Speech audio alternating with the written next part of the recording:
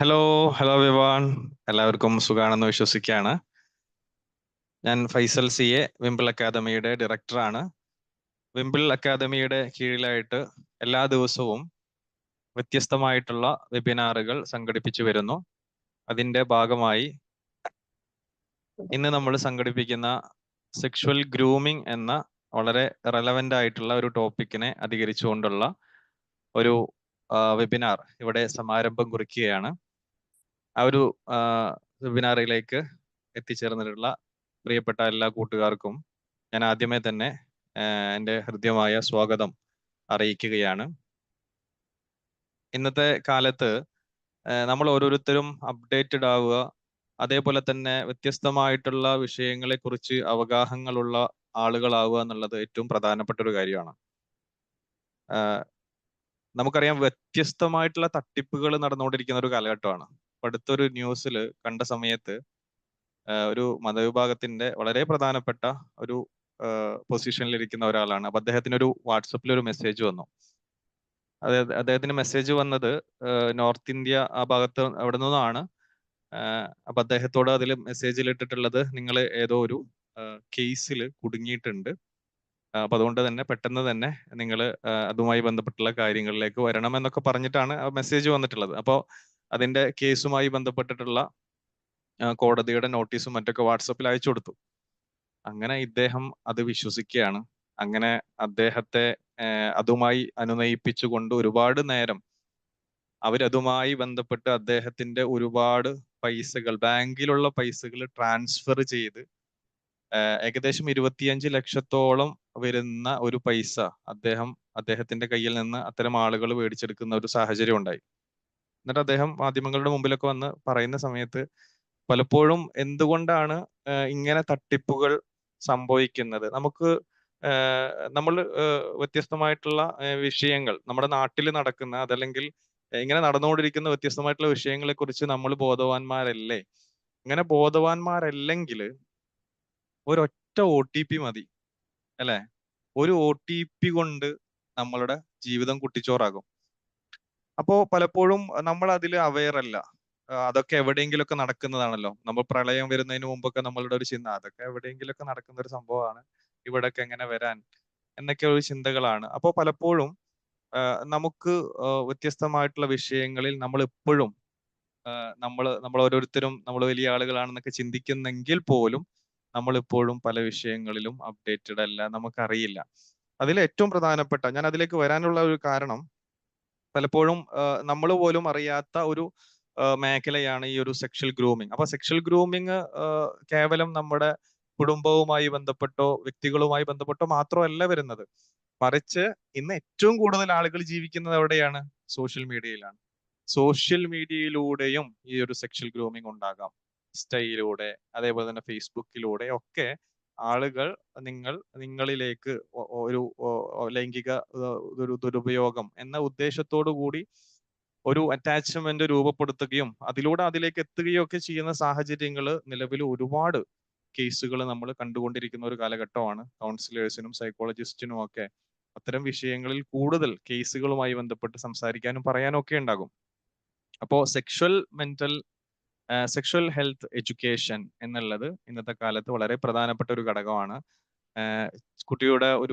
കുട്ടി ജനിച്ച് അവരുടെ മരണം വരെ എങ്ങനെയാണ് സെക്ഷൽ ട്രാൻസ്ഫോർമേഷൻസ് ഉണ്ടാകുന്നത്, അതുമായി ബന്ധപ്പെട്ട് നമ്മൾ എങ്ങനെയാണ് കുട്ടികളെ പഠിപ്പിക്കേണ്ടത്, അവരുടെ ചോദ്യങ്ങൾക്ക് എങ്ങനെ നമ്മൾ മറുപടി കൊടുക്കണം, എന്തൊക്കെ ഡിസീസുകളാണുള്ളത്, എന്തൊക്കെ കേസുകളാണുള്ളത്, ഇങ്ങനെ തുടങ്ങി ഓരോ കാര്യങ്ങളും നമ്മളെ കുട്ടികൾ പഠിപ്പിക്കേണ്ട. അവരുടെ മെൻസ്ട്രേഷൻ ആയി കഴിഞ്ഞു കഴിഞ്ഞാലും, അതേപോലെ തന്നെ അവരുടെ ജീവിതത്തിന്റെ ഒരു പ്യൂബർട്ടി സ്റ്റേജിൽ കടന്നു പോകുന്ന സമയത്ത് അവരുടെ ശരീരത്തിൽ ഉണ്ടാകുന്ന വ്യത്യസ്തമായിട്ടുള്ള മാറ്റങ്ങളാവട്ടെ, ഇതൊക്കെ അറ്റ്ലീസ്റ്റ് ഒരു പാരന്റ് എന്നുള്ള രൂപത്തിൽ നമുക്കത് ഫേസ് ചെയ്ത് നമുക്ക് അവർക്ക് മറുപടി കൊടുക്കാൻ പറ്റണം. അതല്ലെങ്കിൽ അവർ യൂട്യൂബിലേക്ക് പോകും. കൂട്ടുകാർക്കിടയിൽ നിന്ന്, ഇപ്പൊ നമുക്ക് ഓരോരുത്തർക്കും അറിയാം, നമ്മൾ ചെറുപ്പകാലത്ത് ഏറ്റവും കൂടുതൽ ഇത്തരം കാര്യങ്ങൾ നമ്മൾ അറിഞ്ഞത് എവിടെ നിന്നാണ്? നമ്മുടെ കൂട്ടുകാരിൽ നിന്നാണ്. പലപ്പോഴും പലതും തെറ്റായ വിഷയങ്ങളും വിവരങ്ങളുമാണ് നമുക്കൊക്കെ ലഭിച്ചിട്ടുള്ളത്, അല്ലെ? ആ ഒരു തെറ്റിദ്ധാരണയോട് കൂടിയാണ് ജീവിക്കുന്നത്, ഒരു ഒരു ഒരു വൈവാഹിക ജീവിതത്തിലേക്ക് കടക്കുന്നത്. അത് നമ്മൾ അവിടെ അപ്ലൈ ചെയ്യാൻ നോക്കുകയാണ്. അതല്ലെങ്കിൽ അങ്ങനെയുള്ള ചില പ്രതീക്ഷകളുമായിട്ട് പോവുകയാണ്. അങ്ങനെ തുടങ്ങിയിട്ട് ഒരു കുട്ടിയുടെ ജനനം മുതൽ ഉണ്ടാകേണ്ട ഒരു സെക്ഷൽ അവയർനെസ് നമുക്ക് കൃത്യമായിട്ട് കൊടുക്കാൻ പറ്റിയിട്ടില്ലെങ്കിൽ അവിടെ ഇന്നത്തെ കാലത്ത് വളരെ പ്രയാസകരമായിട്ടുള്ള ഒരു അന്തരീക്ഷം രൂപപ്പെടാനൊക്കെ സാധ്യതകളുണ്ട്. അപ്പൊ അങ്ങനെ ഒരു സോഷ്യൽ കമ്മിറ്റ്മെന്റും സോഷ്യൽ അവയർനെസ്സും ഒരു സെക്ഷൽ ഹെൽത്ത് എഡ്യൂക്കേഷൻ വിംബിൾ അക്കാദമിയുടെ കീഴിലായിട്ട് നമ്മൾ സംഘടിപ്പിക്കുന്നത്. അപ്പോൾ അതിന്റെ ഒരു കോഴ്സിന്റെ ഒരു സ്റ്റാർട്ടിംഗ് ആണ് തിങ്കളാഴ്ച മുതൽ. നമ്മളൊരു 7 സെഷൻസ് വെച്ചിട്ട് നടത്തുന്ന വളരെ പ്രധാനപ്പെട്ട ഒരു കോഴ്സാണ് നമ്മൾ തുടങ്ങാൻ പോകുന്നത്. ലാലി മാം ആണ് ആ ഒരു കോഴ്സ് ലീഡ് ചെയ്യുന്നത്. അപ്പോൾ അതിന്റെ ഭാഗമായിട്ട് ഇതിനു മുമ്പ് നമ്മൾ കോംപ്രിഹെൻസീവ് സെക്ഷുവാലിറ്റി എഡ്യൂക്കേഷന്റെ ഒരു 1 hour വെബിനാർ നമ്മൾ നടത്തിയിട്ടുണ്ടായിരുന്നു. അത് നമ്മുടെ വിംബിൾ അക്കാദമിയുടെ ചാനലിൽ അവൈലബിൾ ആണ്. അത് നിങ്ങൾ എല്ലാവരും കാണണം.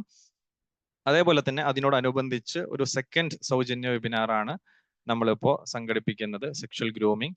അപ്പോൾ നിങ്ങളെല്ലാവരും അതുമായി ബന്ധപ്പെട്ട് പഠിക്കുകയും അറിയുകയും അത് മറ്റുള്ളവർക്ക് പറഞ്ഞു കൊടുക്കുകയും ഒക്കെ ചെയ്യാൻ ഈ ഒരു വെബിനാർ നിദാനമാകട്ടെ എന്ന് ആശംസിച്ചുകൊണ്ടും പ്രാർത്ഥിച്ചുകൊണ്ടും ഇന്നത്തെ സെഷൻ ലീഡ് ചെയ്യുന്ന ലാലി മാമിന് ഈ ഒരു സെഷനിലേക്ക് ഹൃദ്യമായ സ്വാഗതം അറിയിക്കുന്നു. അതോടൊപ്പം തന്നെ ഈ ഒരു സെഷനിലേക്ക് എത്തിച്ചേർന്നിട്ടുള്ള എല്ലാ പ്രിയപ്പെട്ട കൂട്ടുകാർക്കും വളരെ ഹൃദയത്തിന്റെ ഉള്ളിൽ നിന്നുള്ള ഒരു ഇൻവിറ്റേഷൻ അറിയിക്കുന്നു. ഈ ഒരു സെഷൻ ലീഡ് ചെയ്യുന്നതിന് വേണ്ടിയിട്ട് ഞാൻ എൻ്റെ മൈക്ക് ലാലി മാമിന് കൈമാറിക്കൊണ്ട് നിർത്തുന്നു. Thank you so much. Thank you Faisal sir. Hello, എല്ലാവർക്കും നമസ്കാരം. Good evening. ആരും വീഡിയോ ഓൺ ആക്കിയിട്ടില്ലല്ലോ. ആരെങ്കിലും ഒരാളെങ്കിലും വീഡിയോ ഓൺ ആക്ക്. ജാസ്മിൻ മാം ഓൺ ആക്കിയിട്ടുണ്ട്. നമുക്ക് സംസാരിക്കുമ്പോ ജസ്റ്റ് കണ്ടുകൊണ്ട് സംസാരിക്കാൻ പാടില്ലേ? എല്ലാവരും എന്തെങ്കിലും തിരക്കിലൊക്കെ ആയിരിക്കും. ഇപ്പൊ ലേഡീസ് ആണെങ്കിൽ ചിലപ്പോ കിച്ചണില് എന്തെങ്കിലും കറിക്കരിഞ്ഞുകൊണ്ടായിരിക്കും, അല്ലെങ്കിൽ അതുകൊണ്ടൊക്കെ ആയിരിക്കും, അല്ലെങ്കിൽ ഓഫീസ് ഡ്യൂട്ടിയുടെ ഇടയിലായിരിക്കും. അതുകൊണ്ടൊക്കെ ആയിരിക്കും നിങ്ങൾ ക്യാമറ ഓൺ ചെയ്യാത്തതെന്ന് ഞാൻ വിശ്വസിക്കുന്നു. എന്തായാലും നിങ്ങൾ കേൾക്കുന്നുണ്ടല്ലോ, അത് മതി. അപ്പൊ നമുക്ക് തുടങ്ങിയാലോ? ജസ്റ്റ് നിങ്ങൾക്ക് എന്നെ അറിയാമോ എന്നറിയില്ല, എങ്കിലും ഞാൻ എന്നെ ഇൻട്രൊഡ്യൂസ് ചെയ്യാം. എൻ്റെ പേര് ലാലി ബിസ്മിൽ. ആലുവയാണ് എൻ്റെ വീട്. ഞാനൊരു സെക്ഷുവാലിറ്റി ഹെൽത്ത് എഡ്യൂക്കേറ്റർ ആണ്, പിന്നെ ഒരു കൗൺസിലറാണ്, ട്രെയിനറാണ്. ഞാനിപ്പോൾ വിംബിൾ അക്കാദമിയുടെ കീഴിൽ സർ പറഞ്ഞു സെക്ഷുവാലിറ്റി എഡ്യൂക്കേഷൻ്റെ കോംപ്രിഹെൻസീവ് സെക്ഷുവാലിറ്റി എഡ്യൂക്കേഷൻ്റെ ഒരു കോഴ്സ് ഫസ്റ്റ് ബാച്ച് കഴിഞ്ഞു. അത് സക്സസ്ഫുള്ളി കംപ്ലീറ്റഡ് ആയിരുന്നു. ഇത് അത്യാവശ്യം നല്ല രീതിയിൽ തന്നെ എല്ലാവരും മനസ്സിലായി, നല്ല ഫീഡ്ബാക്കുകൾ അതിൽ നിന്ന് കിട്ടുകയുണ്ടായി. അപ്പോൾ അതിന്റെ ഭാഗമായിട്ട് സെക്കൻഡ് ബാച്ച് അടുത്ത ദിവസം തന്നെ തുടങ്ങാൻ പോകും. അതിനോടനുബന്ധിച്ചാണ് സർ ഇത് പറഞ്ഞു എങ്കിലും ഞാൻ ജസ്റ്റ് എൻ്റെ ഭാഗത്ത് നിന്ന് ഞാനൊന്ന് പറയാം. അതിനോടനുബന്ധിച്ചുള്ള ഒരു വെബിനാറാണ് ഇന്ന്. സെക്ഷൽ ഗ്രൂമിങ് എന്നതിനെ കുറിച്ചിട്ടാണ് ഞാൻ ഇന്ന് നിങ്ങളോട് സംസാരിക്കുന്നത്. അപ്പോ നിങ്ങൾക്ക് ആർക്കെങ്കിലും ഒക്കെ അറിയോ സെക്ഷൽ ഗ്രൂമിങ് എന്താണെന്ന്? നിങ്ങൾക്ക് ആർക്കെങ്കിലും ഒക്കെ അറിയോ? അറിയില്ലെങ്കിൽ നമുക്ക് ഡിസ്കസ് ചെയ്യാം അതിനെ പറ്റി, അല്ലെ? അപ്പോ എന്താണ് സെക്ഷൽ ഗ്രൂമിങ് എന്ന് പറഞ്ഞാൽ, അതായത് ആ ഗ്രൂമിങ്ങിനെ പറ്റി പറയുന്നതിന് മുമ്പ് നമുക്ക് സെക്ഷൽ അബ്യൂസുകളെ പറ്റി പറയാം, അല്ലെ? ശരിക്കും സെക്ഷൽ അബ്യൂസുകളെ പറ്റി പറയാ എന്ന് പറഞ്ഞപ്പോ നിങ്ങളുടെ ഉള്ളിൽ ഇപ്പൊ ആദ്യം വന്ന എന്താ? ഒന്ന് പറയോ? ആരെങ്കിലും ഇപ്പൊ സെക്ഷൽ അബ്യൂസുകളെ പറ്റി പറയാമെന്ന് പറഞ്ഞപ്പോ ഇന്നത്തെ ഒരു സാഹചര്യത്തില് നിങ്ങൾക്ക് എന്തോ മനസ്സിൽ തോന്നിയെന്നൊന്ന് പറയോ? ഹേമ കമ്മിറ്റി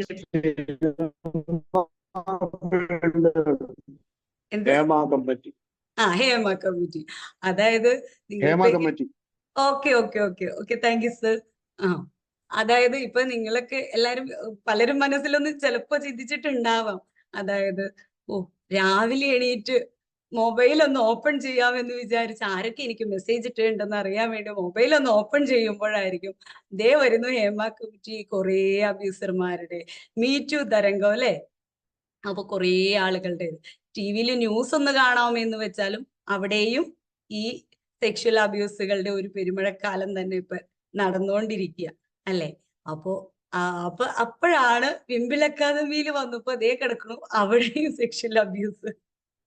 നിങ്ങൾ ആരെങ്കിലും അങ്ങനെ ചിന്തിച്ചിട്ടുണ്ടോ എന്ന് എനിക്കറിയില്ല. എങ്കിലും ഞാനൊരു തമാശ രൂപേണ പറഞ്ഞതായത്.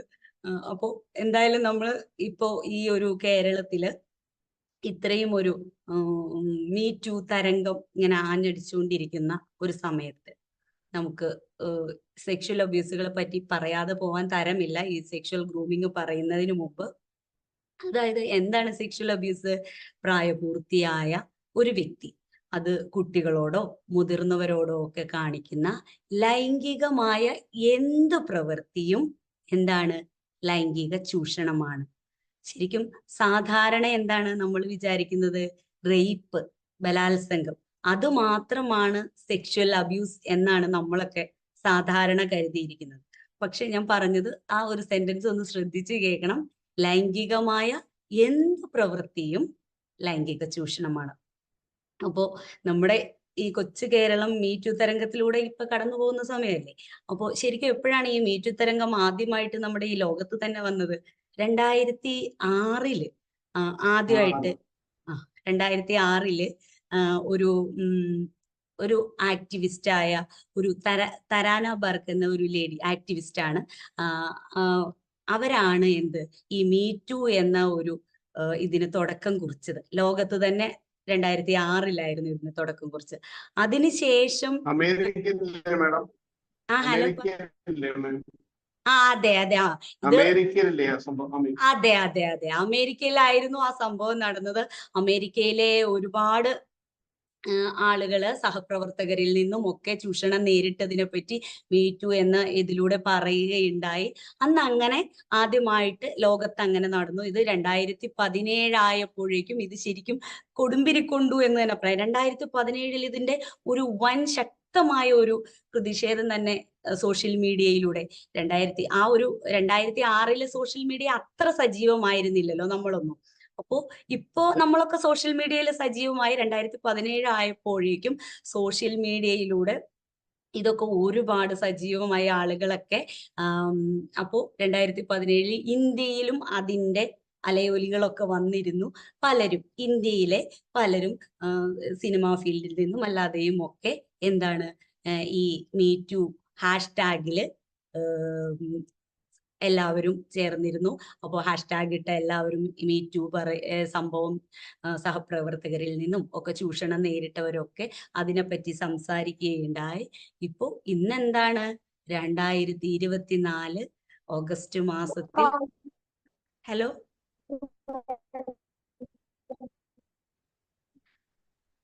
2024 നമ്മുടെ ഈ ഒരു കൊച്ചു കേരളത്തില് എന്താണ് സംഭവിച്ചേക്കുന്നത്? ഒരു വൻ മീറ്റു തരംഗം അങ്ങനെ വന്നിരിക്കുകയാണ്. അപ്പോ ഇതിനെപ്പറ്റി നിങ്ങൾക്കൊക്കെ വ്യത്യസ്തങ്ങളായ അഭിപ്രായങ്ങൾ ഒക്കെ ഉണ്ടാവും എന്ന് എനിക്കറിയാം. അപ്പോ പൃഥ്വിരാജൊക്കെ വന്നിരുന്ന് ഒരുപാട് നല്ല സെറ്റപ്പ് ഡയലോഗ്സ് ഒക്കെ പറഞ്ഞിട്ട് പോയല്ലേ. ഇന്നിപ്പോ മോഹൻലാൽ വന്നിരുന്നു. ഇന്ന് മോഹൻലാൽ പത്രസമ്മേളനം നടത്തിയിരുന്നു. അപ്പോ ഇതൊക്കെ നിങ്ങളൊക്കെ എല്ലാവരും കണ്ടു കാണും, കേട്ട് കാണും എന്നൊക്കെ ഞാൻ വിശ്വസിക്കുന്നു. അപ്പോ നമുക്ക് ശരിക്കും എന്താണ് സെക്ഷൽ അബ്യൂസിലേക്ക് തന്നെ തിരിച്ചു പോകാം. സെക്ഷൽ അബ്യൂസ് എന്താണ് എന്നൊക്കെ നമുക്ക് നോക്കാം. അപ്പോ നമ്മളിവിടെ നോട്ട് ചെയ്യുന്ന ഇപ്പൊ ഈ ഒരു സെക്ഷൽ അബ്യൂസിന്റെ കേസിൽ നമ്മൾ അല്ലെങ്കിൽ ഈ മീറ്റു തരംഗത്തില് അല്ലെങ്കിൽ ഈ ഇപ്പൊ പറഞ്ഞ ഈ അബ്യൂസുകളുടെ കാര്യത്തില് ഒക്കെ എന്താണ് നമ്മൾ ശ്രദ്ധിക്കേണ്ട ഒരു 2 കാര്യമുണ്ട്. അതായത് ശരിക്കും ഇപ്പോ ഈ ആരോപിച്ചേക്കുന്ന ആക്ട്രസ്മാരുണ്ടല്ലോ, അവരില് 1-2 പേരല്ലേ ശരിക്കും ആക്ച്വലി റേപ്പ് എന്ന ഒരു കാര്യത്തിനെ പറ്റി ആരോപിച്ചിട്ടുള്ളൂ, അല്ലേ? ആണോ? ഒന്ന് പറഞ്ഞേ. 1-2 നടിമാരാണ് എന്നെ റേപ്പ് ചെയ്തു എന്ന് പറഞ്ഞിട്ടുള്ളത്. 1-2 നടിമാരാ. അപ്പൊ കുറെ പേര് പറഞ്ഞിട്ടുണ്ടല്ലോ ഇത് സെക്ഷൽ അബ്യൂസ് ആരോപിച്ചിട്ടുണ്ട്. അതിൽ ബാക്കിയുള്ള നടിമാരൊക്കെ എന്തായിരിക്കും പറഞ്ഞിരിക്കുക? മറ്റുള്ളവര് ഒരാള് പറഞ്ഞിരിക്കുന്നത് എന്താണ്? ഒരു ട്രാൻസ്ജെൻഡർ ആയ ഒരു വ്യക്തി, ഒരു വലിയ നടൻ എന്താണ് ട്രാൻസ്ജെൻഡർ ആയ ഒരു വ്യക്തി, ട്രാൻസ് വിമൻ ആണ്. സിനിമ വലിയ നടന്റെ കൂടെയൊക്കെ അഭിനയിച്ചിട്ടുള്ള ആ ആക്ട്രസ് പറഞ്ഞത് എന്താണ്? അതായത് ഈ ലൈംഗിക സുഖം സാധാരണ സ്ത്രീകള് അനുഭവിക്കുന്ന ലൈംഗിക സുഖം തന്നെയാണോ നിങ്ങള് ട്രാൻസ്ജെൻഡേഴ്സിനും എന്ന് ചോദിച്ചു. അപ്പോ അതൊരു സെക്ഷൽ അബ്യൂസ് ആയിട്ടാണ് ആ ലേഡി പറഞ്ഞിരിക്കുന്നത്. അപ്പോ അത് ശരിക്കും ഇപ്പോ അത് കോമൺ ആയിട്ട് ചിന്തിക്കുകയാണെങ്കിൽ അതൊക്കെ നമ്മുടെയും ഒരു ഡൗട്ടൊക്കെ തന്നെയായിരിക്കാം. പക്ഷെ ആ ലേഡി എന്തു വിചാരിക്കുന്നു, അതാണ് ആ ലേഡി എന്ത് വിചാരിക്കുന്നു, ആ ലേഡി അത് ഒരു സെക്ഷൽ അബ്യൂസ് ആയിട്ട് വിചാരിച്ചിട്ടുണ്ടെങ്കിൽ അത് എന്താണ്, സെക്ഷൽ അബ്യൂസ് തന്നെയാണ്. അപ്പോ അതുപോലെ തന്നെ ഒരു ദ്വയാർത്ഥ പ്രയോഗങ്ങളെല്ലാം ഇതിൽ പെടുമല്ലോ മാം. എന്തോ എനിക്ക് തിരിയുന്നില്ലല്ലോ സർ. ദ്വയാർത്ഥ പ്രയോഗം, ദ്വയാർത്ഥ പ്രയോഗം, അതും ഒരു ഈ ദ്വയാർത്ഥ പ്രയോഗം എന്നത് സെക്ഷൽ അബ്യൂസിൽ പെടുന്ന കാര്യമാണ്. അത് അവർക്ക് അതാണ് ഫീൽ ചെയ്തതെങ്കിൽ അത് സെക്ഷൽ അബ്യൂസ് തന്നെയാണ്. അതുപോലെ വാഷ്റൂമിൽ നിന്ന് കടന്നു വന്നപ്പോ എന്താണ് കിസ് ചെയ്തു എന്ന് ഒരു ആക്ട്രസ് പറഞ്ഞിട്ടുണ്ട്. അതും എന്താണ്, ഇപ്പോ സുഹൃത്തുക്കൾ തമ്മിൽ ഹഗ് ചെയ്യുക, അല്ലെങ്കിൽ സഹപ്രവർത്തകർ തമ്മിൽ ഹഗ് ചെയ്യുക എന്നുള്ളതൊക്കെ സ്വാഭാവികമാണ്. പക്ഷെ ആ ലേഡി അത് പറഞ്ഞിട്ടുണ്ടെങ്കിൽ അവർക്കത് ഫീൽ ചെയ്തത്, ബലമായിട്ട് കിസ് ചെയ്തത് എന്താണ്, സെക്ഷൽ അബ്യൂസ് ആണെങ്കിൽ അത് സെക്ഷൽ അബ്യൂസ് തന്നെയാണ്. അപ്പോ ഇതൊക്കെ സെക്ഷൽ അബ്യൂസ് ആണോ എന്ന് എല്ലാവർക്കും ഡൗട്ട് തോന്നാറുള്ള ഒരു കാര്യമാണ്. അപ്പൊ അത് നമ്മൾ മനസ്സിലാക്കണം. പ്രായപൂർത്തിയായ വ്യക്തി എന്താണ്, അത് കുട്ടികളോടോ അല്ലെങ്കിൽ മുതിർന്നവരോടോ കാണിക്കുന്ന ലൈംഗികമായ എന്ത് പ്രവൃത്തിയും ലൈംഗിക ചൂഷണമാണ് എന്ന് നമ്മൾ വ്യക്തമായി മനസ്സിലാക്കണം. ഞാനിത് സാധാരണ ഇങ്ങനെ വിചാരിക്കുന്നത്, ഈ സെക്ഷൽ അബ്യൂസ് എന്ന് പറയുന്നത് റേപ്പ് മാത്രമാണ് എന്ന് വിശ്വസിക്കുന്ന ഒരു വലിയ വിഭാഗം ജനങ്ങൾ നമ്മളുടെ ഇടയിലുണ്ട്. അതുകൊണ്ടാണ് ഞാനിത് എടുത്തു പറഞ്ഞത്. അപ്പോ ഒരു വലിയ നടൻ ഒരു ദിവസം പത്രസമ്മേളനം നടത്തി, ഈ പീഡിപ്പിച്ചു എന്ന് ഈ ലേഡീസ് ഒക്കെ വന്നിരുന്ന് പറയുന്നത് എന്താ, ശരിക്കും പീഡനം ഇവർക്ക് നടന്നിട്ടുണ്ടോ, ഈ വായി തോന്നിയതൊക്കെ വിളിച്ചു പറയുകയാണോ എന്ന് ഒരു വലിയ ഇപ്പൊ അടുത്തിടെ ഫേമസ് ആയ ഒരു വ്യക്തി വന്നിരുന്ന് കഴിഞ്ഞ ദിവസം പറയുന്നുണ്ടായിരുന്നു. അപ്പൊ അവരുടെ ഇടയിൽ പോലും അത് അങ്ങനെയാണ് ചിന്തിക്കുന്നത്, എടുത്തു പറയുന്നത്. അപ്പോ ശരിക്കും ഈ സെക്ഷൽ അബ്യൂസ് എന്ന് പറഞ്ഞാൽ എന്തൊക്കെയാണ്, അതായത് നമ്മുടെ അനുവാദം കൂടാതെ നമ്മുടെ ശരീരഭാഗങ്ങളിൽ എന്താണ് സ്പർശിക്കുക. മറ്റാർക്കും നമ്മുടെ അനുവാദം കൂടാതെ നമ്മുടെ ശരീരത്തിൽ സ്പർശിക്കാനുള്ള അവകാശമില്ല. അങ്ങനെ സ്പർശിക്കുന്നത് എന്താണ്, അത് സെക്ഷൽ അബ്യൂസ് തന്നെയാണ്. അതുപോലെ മറ്റൊരാളുടെ സ്വകാര്യ ഭാഗങ്ങളെ സ്പർശിക്കുവാനായിട്ട് അത് പ്രേരിപ്പിക്കുക എന്നുള്ളത്, അതും എന്താണ്, സെക്ഷൽ അബ്യൂസിൽപ്പെട്ട കാര്യമാണ്.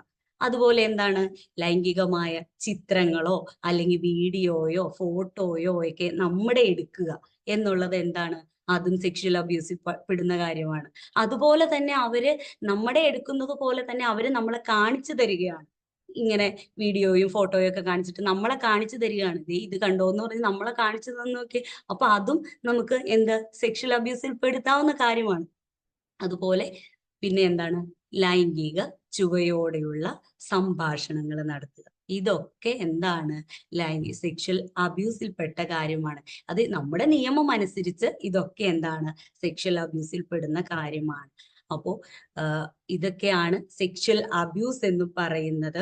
അപ്പോ ഇനി നമുക്ക് എന്താണ് സെക്ഷൽ ഗ്രൂമിങ് എന്ന് നോക്കാം. സെക്ഷൽ അബ്യൂസ് എന്താണെന്ന് നിങ്ങൾക്ക് എല്ലാവർക്കും അറിയാം, എങ്കിലും ഞാൻ ജസ്റ്റ് സെക്ഷൽ ഗ്രൂമിങ് എന്താണെന്ന് എന്നതിന്റെ ഭാഗമായിട്ട് ഞാൻ ഒരു ഇൻട്രൊഡക്ഷൻ എന്ന നിലയിൽ പറഞ്ഞതാണ്. അപ്പൊ ശരിക്കും എന്താണ് സെക്ഷൽ ഗ്രൂമിങ്?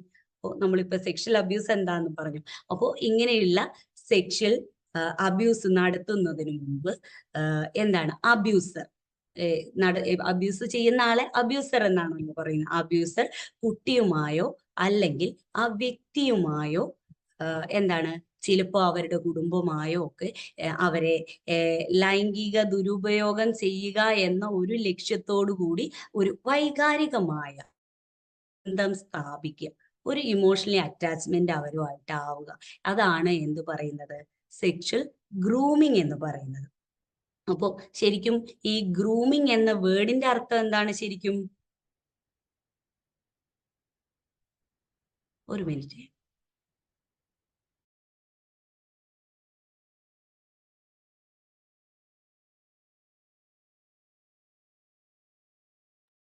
സോറി.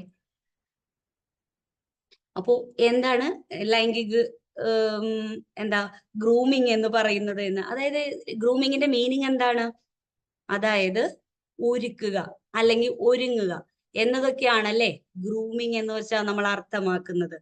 അപ്പോ സെക്ഷൽ അബ്യൂസിന്റെ കാര്യത്തില് ഈ ഗ്രൂമിങ് എന്ന് വെച്ചാൽ എന്തായിരിക്കും? സെക്ഷൽ അബ്യൂസിന്റെ കാര്യത്തില് ഗ്രൂമിങ് ആരെങ്കിലും ഒന്ന് പറയൂ. അതിനു വേണ്ടിയിട്ടുള്ള സാഹചര്യങ്ങൾ സൃഷ്ടിക്കാൻ വേണ്ടിയിട്ടുള്ള മുന്നൊരുക്കം. അത് തന്നെ, അതാണ് എന്ത് പറയുന്നത് സെക്ഷൽ ഗ്രൂമിങ് എന്ന് പറയുന്നത്. ഒരു ഇപ്പോ ഞാനൊരു കോംപ്രിഹെൻസീവ് സെക്ഷുവാലിറ്റി എഡ്യൂക്കേറ്റർ ആയതുകൊണ്ട്, അതായത് കുട്ടികളുടെ ലൈംഗികതാ വിദ്യാഭ്യാസത്തിനെ പറ്റിയാണ് ഞാൻ ട്രെയിനിങ് എടുക്കുന്നത്. അതുകൊണ്ട് തന്നെ ഞാൻ ഇപ്പൊ എന്തെങ്കിലും കേസ് പറയുകയാണെങ്കിൽ കുട്ടികളെ സംബന്ധിച്ചായിരിക്കും കൂടുതൽ പറയുന്നത്. അപ്പോൾ ഒരു കുട്ടിയുടെ കേസ് എടുക്കുകയാണെങ്കിൽ തന്നെ എന്താണ്, സെക്ഷൽ ആയിട്ടുള്ള ആക്ടിവിറ്റികൾ ചെയ്യിക്കാൻ വേണ്ടി ആ കുട്ടിയെ വല്ലാത്തൊരു ഹെൽപ്ലെസ് ആയിട്ടുള്ള ഒരു എന്താ പറയാ, അല്ലെങ്കിൽ ഒരു കോണേഡ് ആയിട്ടുള്ള ഒരു സിറ്റുവേഷനിലേക്ക് ഈ കുട്ടിയെ തള്ളിവിടുക എന്നതാണ് ഈ സെക്ഷുവൽ ഗ്രൂമിങ് എന്നതിന്റെ ഇന്റൻഷൻ.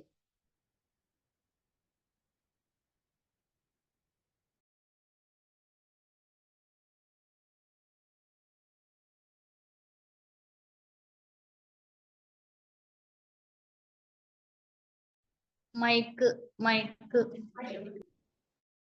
സോറി. എന്താണ് അപ്പൊ ഗ്രൂമിങ്ങിന്റെ ഇന്റൻഷൻ? അതായത് കുട്ടിയെ ഹെൽപ്ലെസ് ആയിട്ടുള്ള, അല്ലെങ്കിൽ നമ്മൾ അബ്യൂസ് ചെയ്യാൻ ഉദ്ദേശിക്കുന്ന ആരാണോ അവരെയൊക്കെ എന്താണ് ഹെൽപ്ലെസ് ആയിട്ടുള്ള ഒരു സിറ്റുവേഷനിലേക്ക് അവരെ തള്ളിവിടുക, ഒരു കോർണറിലേക്ക് അവരെ ആ സൈഡിലേക്ക് ആക്കുക എന്നുള്ളതാണ് ഗ്രൂമിങ്ങിന്റെ പ്രധാന ഉദ്ദേശം. എന്നിട്ട് വേണം അവർക്ക് എന്ത് ചെയ്യാൻ?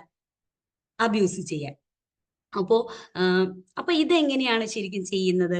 അപ്പോൾ നമ്മൾ മനസ്സിലാക്കേണ്ട ഒരു കാര്യം എന്ന് പറയുന്നത്, ഇപ്പോഴത്തെ സാഹചര്യത്തില് ഈ ഫിലിം ഇൻഡസ്ട്രിയിൽ മാത്രമൊന്നും നടക്കുന്ന ഒരു കാര്യമാണോ ഈ സെക്ഷൽ അബ്യൂസ് എന്ന് പറയുന്നത്?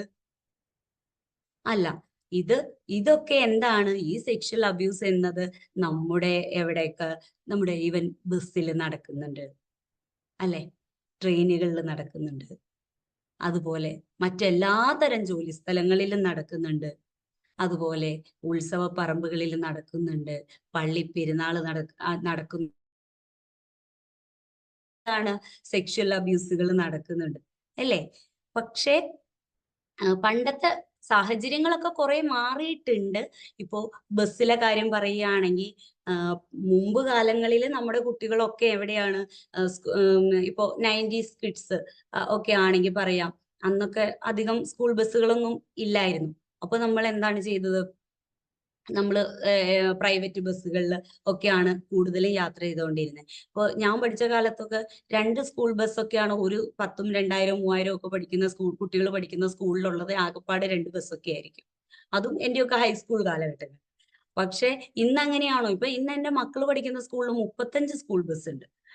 അപ്പോ അതാണ് അവസ്ഥ. അപ്പൊ എന്താണ് ബസ്സിലുള്ള അബ്യൂസുകളൊക്കെ കുറഞ്ഞു. പണ്ടത്തെ അത്രയും ഇല്ല എന്ന് നമുക്ക് വേണമെങ്കിൽ പറയാം. അതുപോലെ ഇല്ല എന്നൊന്നും പറയാൻ പാടില്ല. എല്ലാ കുട്ടികളൊന്നും സ്കൂൾ ബസ്സിൽ യാത്ര ചെയ്യുന്നവരൊന്നും അല്ല. ഇപ്പോഴും പ്രൈവറ്റ് വാഹനങ്ങളിൽ അല്ലെങ്കിൽ പ്രൈവറ്റ് ബസ്സിലെ ട്രാൻസ്പോർട്ട് ബസ്സുകളിലൊക്കെ യാത്ര ചെയ്യുന്ന ഒരുപാട് കുട്ടികൾ നമ്മൾ ടൗണിലേക്ക് ഇറങ്ങിയാൽ കാണാമല്ലോ.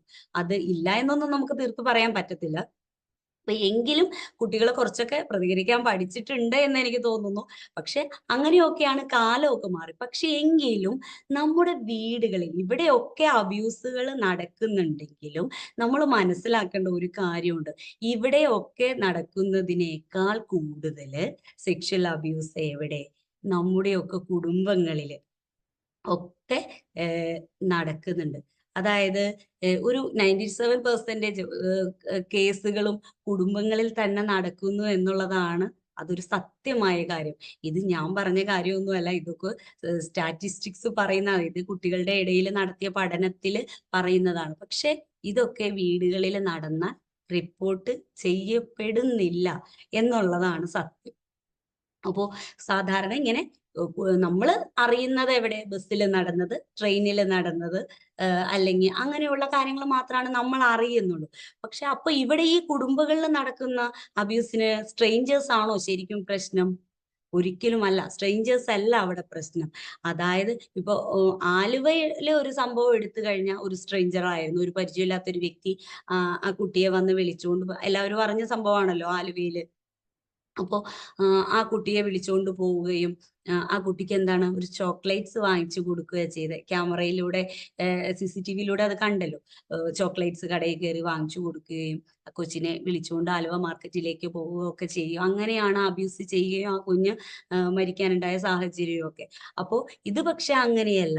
ഇത് എന്താണ് നമ്മുടെ അതുപോലെയല്ല ഈ കാര്യങ്ങൾ. ഇത് എങ്ങനെയാണ് നമ്മുടെ വീടുകളിലുള്ളവര്, അതായത് നമ്മുടെ ഫാമിലിയിലെ ഏതെങ്കിലും അടുത്ത റിലേറ്റീവ്സോ അല്ലെങ്കിൽ ഫാമിലി ഫ്രണ്ടോ അല്ലെങ്കിൽ നമ്മുടെ സുഹൃത്തുക്കളോ അങ്ങനെയൊക്കെയാണ് കൂടുതലും ഇങ്ങനെയുള്ള സെക്ഷൽ അബ്യൂസുകൾ നടത്തുന്നത്.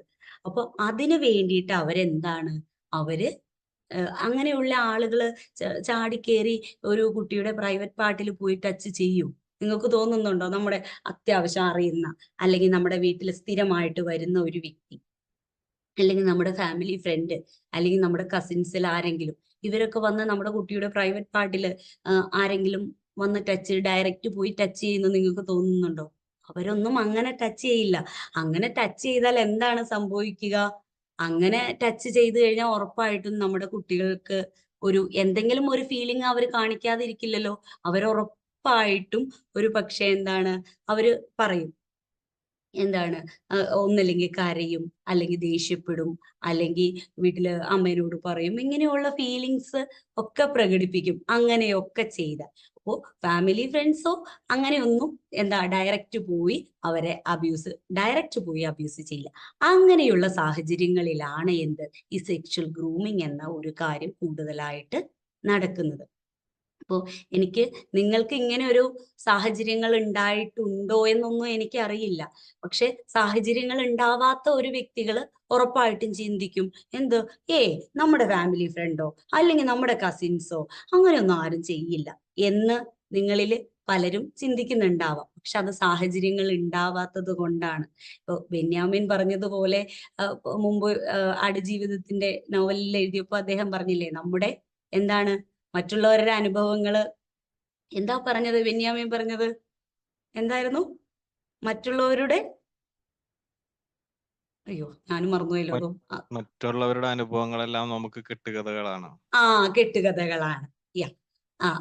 അത് ബെന്യാമിൻ പറഞ്ഞതുപോലെ അപ്പൊ അങ്ങനെയാണ്, അത് നമുക്ക് കെട്ടുകഥകൾ. അപ്പൊ അതൊന്നും സംഭവിച്ചിട്ടുണ്ടാവില്ല എന്ന് തന്നെയാണ് നമ്മൾ വിചാരിക്കുക. പക്ഷെ എനിക്ക് ഉറപ്പ് പറയാൻ പറ്റും, ഈ ഒരു ായതുകൊണ്ട് എനിക്ക് ഉറപ്പ് പറയാൻ പറ്റും, ആ ഒരു കാലത്ത് ബസ്സിലാണെങ്കിലും അല്ലെങ്കിൽ കസിൻസിന്റെ ഇടയിൽ, കാരണം അന്നൊക്കെ കസിൻസിന്റെ ഇടയിൽ എപ്പോഴും എല്ലാവരും അങ്ങോട്ടും ഇങ്ങോട്ടും പോവും, മറ്റു വീടുകളിലെ കുട്ടികളെ കിടക്കാൻ വിടും, സ്വന്തക്കാരുടെ ഇടയിലൊക്കെ അങ്ങോട്ടും ഇങ്ങോട്ടും ഒക്കെ വിടും ഒക്കെ ചെയ്യും. അപ്പോൾ പലരിലും ഈ സെക്ഷൽ അബ്യൂസുകൾ അന്നൊക്കെ സംഭവിച്ചിട്ടുണ്ടാവും. അതായത് ഇപ്പോ എനിക്ക് വരുന്ന കൗൺസിലിംഗ് കേസുകളിൽ ഏത് കേസുകൾ പഠിക്കുമ്പോഴും നമ്മൾ ഒരു അസസ്മെന്റ് നടത്തും. അപ്പൊ അതിന്റെ ഭാഗമായിട്ട് ചോദിക്കുമ്പോൾ അബ്യൂസുകളൊക്കെ നടന്നിട്ടുണ്ടോ എന്ന് നമ്മൾ ഉറപ്പായിട്ടും എന്ത് പ്രശ്നമാവട്ടെ നമ്മൾ ഇതൊക്കെ ചോദിക്കും. അപ്പോൾ അവര് പറയുന്ന പല കാര്യങ്ങളിൽ ഒന്ന് ഇതായിരിക്കും, കസിൻസിന്റെ ഇടയിൽ നിന്ന് സെക്ഷൽ അബ്യൂസ് നേരിട്ട ഒരു കാര്യം അവർ പലരും പറയാറുണ്ട്. അപ്പോൾ എനിക്ക് തോന്നുന്നു ഇത് ഇങ്ങനെയൊക്കെ സംഭവിക്കുന്നുണ്ട്. അത് സ്റ്റാറ്റിസ്റ്റിക്സും അങ്ങനെയൊക്കെ പറയുന്നു. പക്ഷെ നിങ്ങൾ ഇതിൽ എന്താണ് വിചാരിക്കുന്നതെന്ന് എനിക്കറിയില്ല.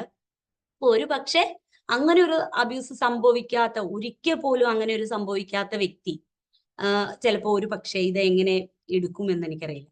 പക്ഷെ അത് സംഭവിക്കുന്നുണ്ട്. പക്ഷെ ഇത് ഓപ്പൺ ആയിട്ട് പറയുന്നില്ല എന്നുള്ളതാണ്. സ്ത്രീകൾ പൊതുവെ ഇങ്ങനെയുള്ള കാര്യങ്ങൾ ഓപ്പൺ ആയിട്ട് പറയുന്നില്ല എന്നുള്ളതാണ്. അപ്പോ ഞാൻ പറഞ്ഞു, അത് അവരാദ്യം ഡയറക്റ്റ് പോയി ടച്ച് ചെയ്യുകയല്ല ചെയ്യുന്നത്. പിന്നെ ഇവരെന്താണ് ചെയ്യുന്നത്? സെക്ഷൽ ഗ്രൂമിങ്ങില് അവരാദ്യം പോയി മനസ്സിലാക്കുന്നത് ഫാമിലി ഡൈനാമിക്സ് എങ്ങനെയാണ് എന്നാണ് അവര് ആദ്യം മനസ്സിലാക്കുന്നത്.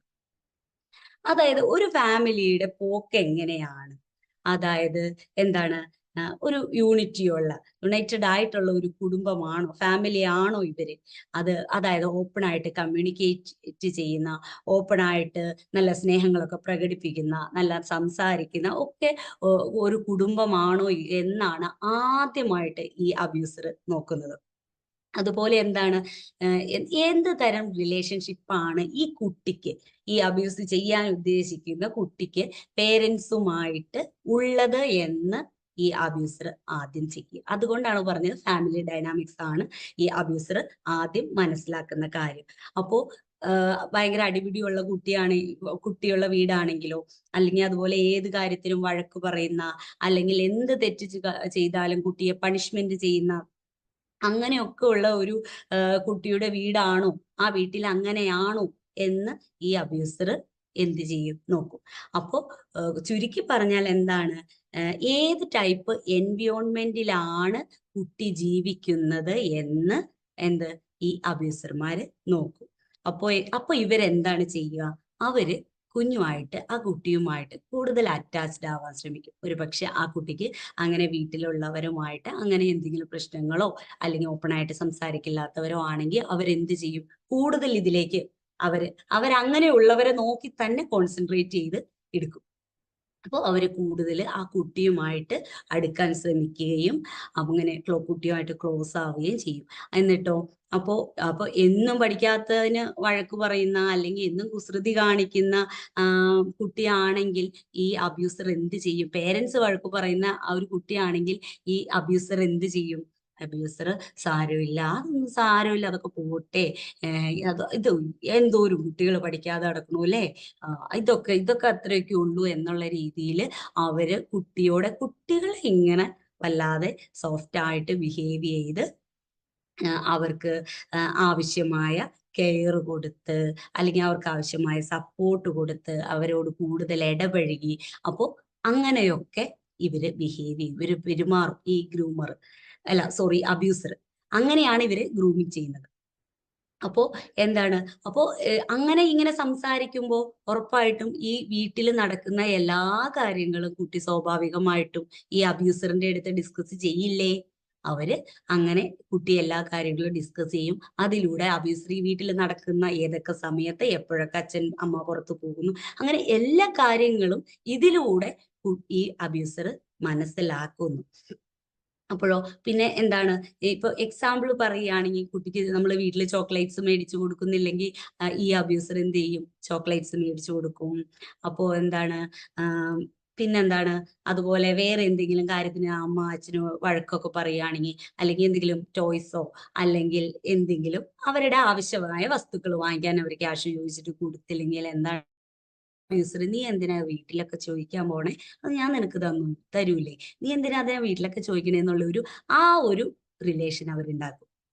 അപ്പോ ക്യാഷ് കൊടുത്ത് കുഞ്ഞു ചെറിയ ചെറിയ ക്യാഷുകളോ അല്ലെങ്കിൽ ചെറിയ ചെറിയ കാര്യങ്ങളൊക്കെ നടത്തി ഐസ്ക്രീം മേടിച്ചു കൊടുക്കുക, അങ്ങനെയുള്ള കാര്യങ്ങളൊക്കെ എന്താണ് ഈ അബ്യൂസർ ചെയ്തു കൊടുത്തുകൊണ്ടിരിക്കും. ഇത്തിരി ക്യാഷ് മുടക്കുള്ള കാര്യമാണ്, അല്ലെങ്കിൽ ഇത്തിരി പണി എടുത്താൽ എന്താ, അവർക്ക് അബ്യൂസ് ചെയ്യാനുള്ള ഒരു അവസരം അതിൽ നിന്ന് ഉണ്ടാവുന്നത്.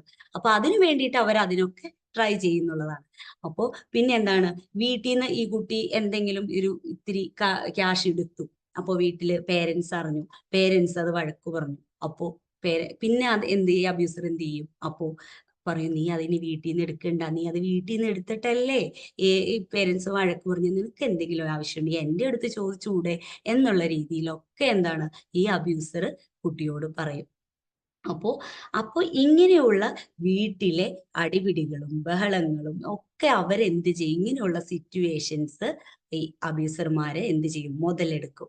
അപ്പോ നീ എന്തിനാ അങ്ങനെ ചെയ്തേ, നീ എന്തിനാ ഇങ്ങനെ ചെയ്തേ, നീ എന്നോട് ചോദിക്കൂ, ഇനി ഒരു പ്രശ്നം വരുമ്പോ നീ അവരോട് പറയണ്ട.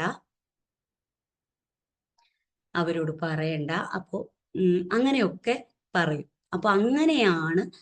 അതുപോലെ ഒരുപാട് പ്രൈവറ്റ് ആയിട്ടുള്ള കോൺവെർസേഷൻസ് ഇവര് ഇതിലൂടെ സംസാരിക്കും. അപ്പൊ അങ്ങനെ കോൺവെർസേഷൻസ് നടന്നു കഴിയുമ്പോൾ ആ വീട്ടിൽ നടക്കുന്ന എല്ലാ കാര്യങ്ങളും എന്താണ് ഈ അബ്യൂസർ അറിയുകയും അപ്പോ അങ്ങനെയൊക്കെയാണ് എന്ത് ചെയ്യുന്നത്, ഈ കുട്ടിയെ അബ്യൂസർ അടുത്ത രീതിയിൽ ഗ്രൂം ചെയ്യുന്നത്. അപ്പൊ അങ്ങനെ ചെയ്യുമ്പോൾ ഒരു സ്വാഭാവികമായിട്ടും എന്താണ് ട്രസ്റ്റും ഒരു റിലേഷൻഷിപ്പും ഒക്കെ ഫോം ചെയ്യും ഇല്ലേ? ഇങ്ങനെയൊക്കെ ഒരാൾ നമ്മളോട് പെരുമാറാനോ അല്ലെങ്കിൽ നമ്മളോട് സംസാരിക്കാനോ ഉണ്ടെങ്കിൽ നമുക്ക് ഉറപ്പായിട്ടും എന്താണ് അവർക്ക് അവരോട് ഉറപ്പായിട്ടും നമുക്ക് ഉണ്ടാവില്ലേ ഒരു സ്നേഹമൊക്കെ. അപ്പോ ഇങ്ങനെയാണ്. അപ്പോ ഒരു ട്രസ്റ്റും ഇതൊക്കെ അവിടെ ഫോം ചെയ്യും. അപ്പൊ പേരൻസിനോടില്ലാത്ത ഒരു അടുപ്പാണ് അതിൽ നിന്ന് എന്തുണ്ടാവുന്നത്, ഈ കുട്ടിക്ക് ഉണ്ടാകുന്നത്. അപ്പോ പേരൻസിനോട് പറയാൻ പറ്റാത്ത കാര്യം പോലും അപ്പൊ എന്ത് ചെയ്യും, കുട്ടി അബ്യൂസറിനോട് പറയും. അപ്പോ അതിനിപ്പോ അബ്യൂസർ എന്നുദ്ദേശിച്ചത് ഞാൻ ഒരു ആണിനെ മാത്രമല്ല, അത് മെന്നും വിമനും ഒക്കെ ആവാം. അപ്പോ അപ്പോ എന്താണ്, അപ്പോ ഈ കുട്ടി അബ്യൂസറിനോട് പറയുന്നതിനനുസരിച്ചുള്ള റെസ്പോൺസ് ഒക്കെ കുട്ടിക്ക് കിട്ടുന്നുണ്ട്. അതായത് ഇപ്പൊ പേരൻസ് കൊടുക്കാത്ത കാര്യങ്ങൾ അവരെ പല കുട്ടികളും പറയാറുള്ളതാണ്, എന്നെ മനസ്സിലാക്കുന്നില്ല എന്നുള്ളത്.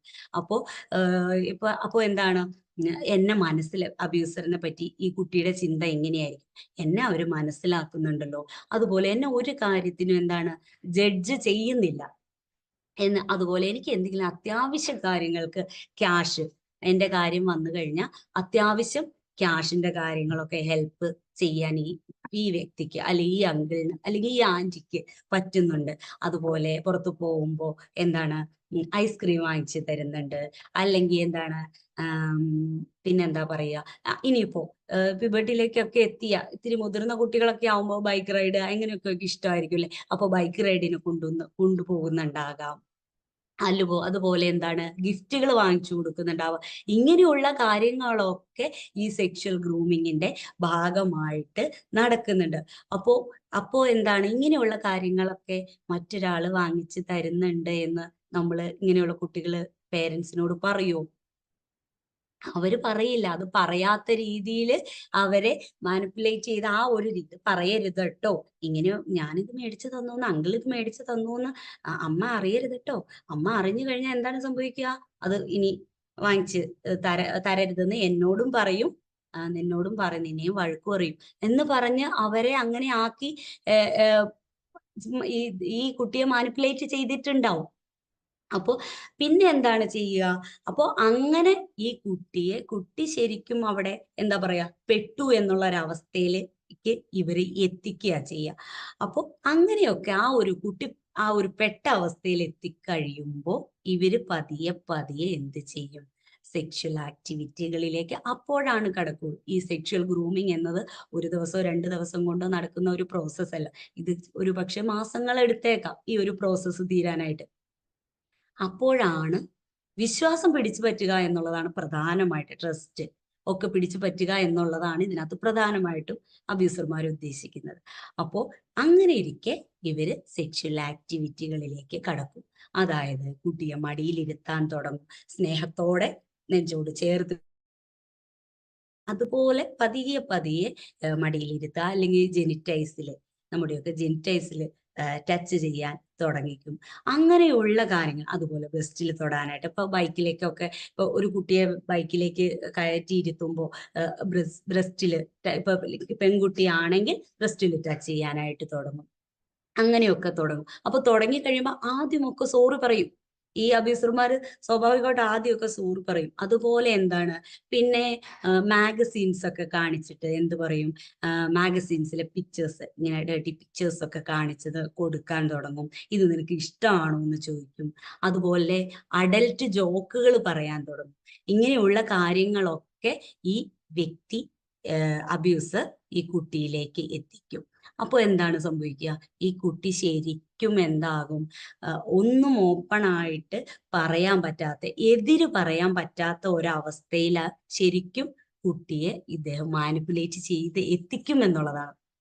അപ്പൊ അതുപോലെ എങ്ങനെയാണ് അപ്പൊ ഈ മാനിപ്പുലേറ്റ് ചെയ്യുക എന്ന് പറയുമ്പോൾ അതായത് ഞാൻ നിനക്ക് ചോക്ലേറ്റ് മേടിച്ച് തന്നില്ലേ അല്ലെങ്കിൽ ഞാൻ നിനക്ക് ഐസ്ക്രീം വാങ്ങി തന്നില്ലേ, അല്ലെങ്കിൽ ഈ ഡ്രസ്സ് ഞാൻ മേടിച്ചു തന്നതല്ലേ, അങ്ങനെയൊക്കെ പറഞ്ഞു കഴിയുമ്പോൾ നമുക്ക് സ്വാഭാവികമായിട്ടും ശരിയാ, ഇതൊക്കെ എനിക്ക് ചെയ്തു തന്നത് ഇദ്ദേഹമാണ്.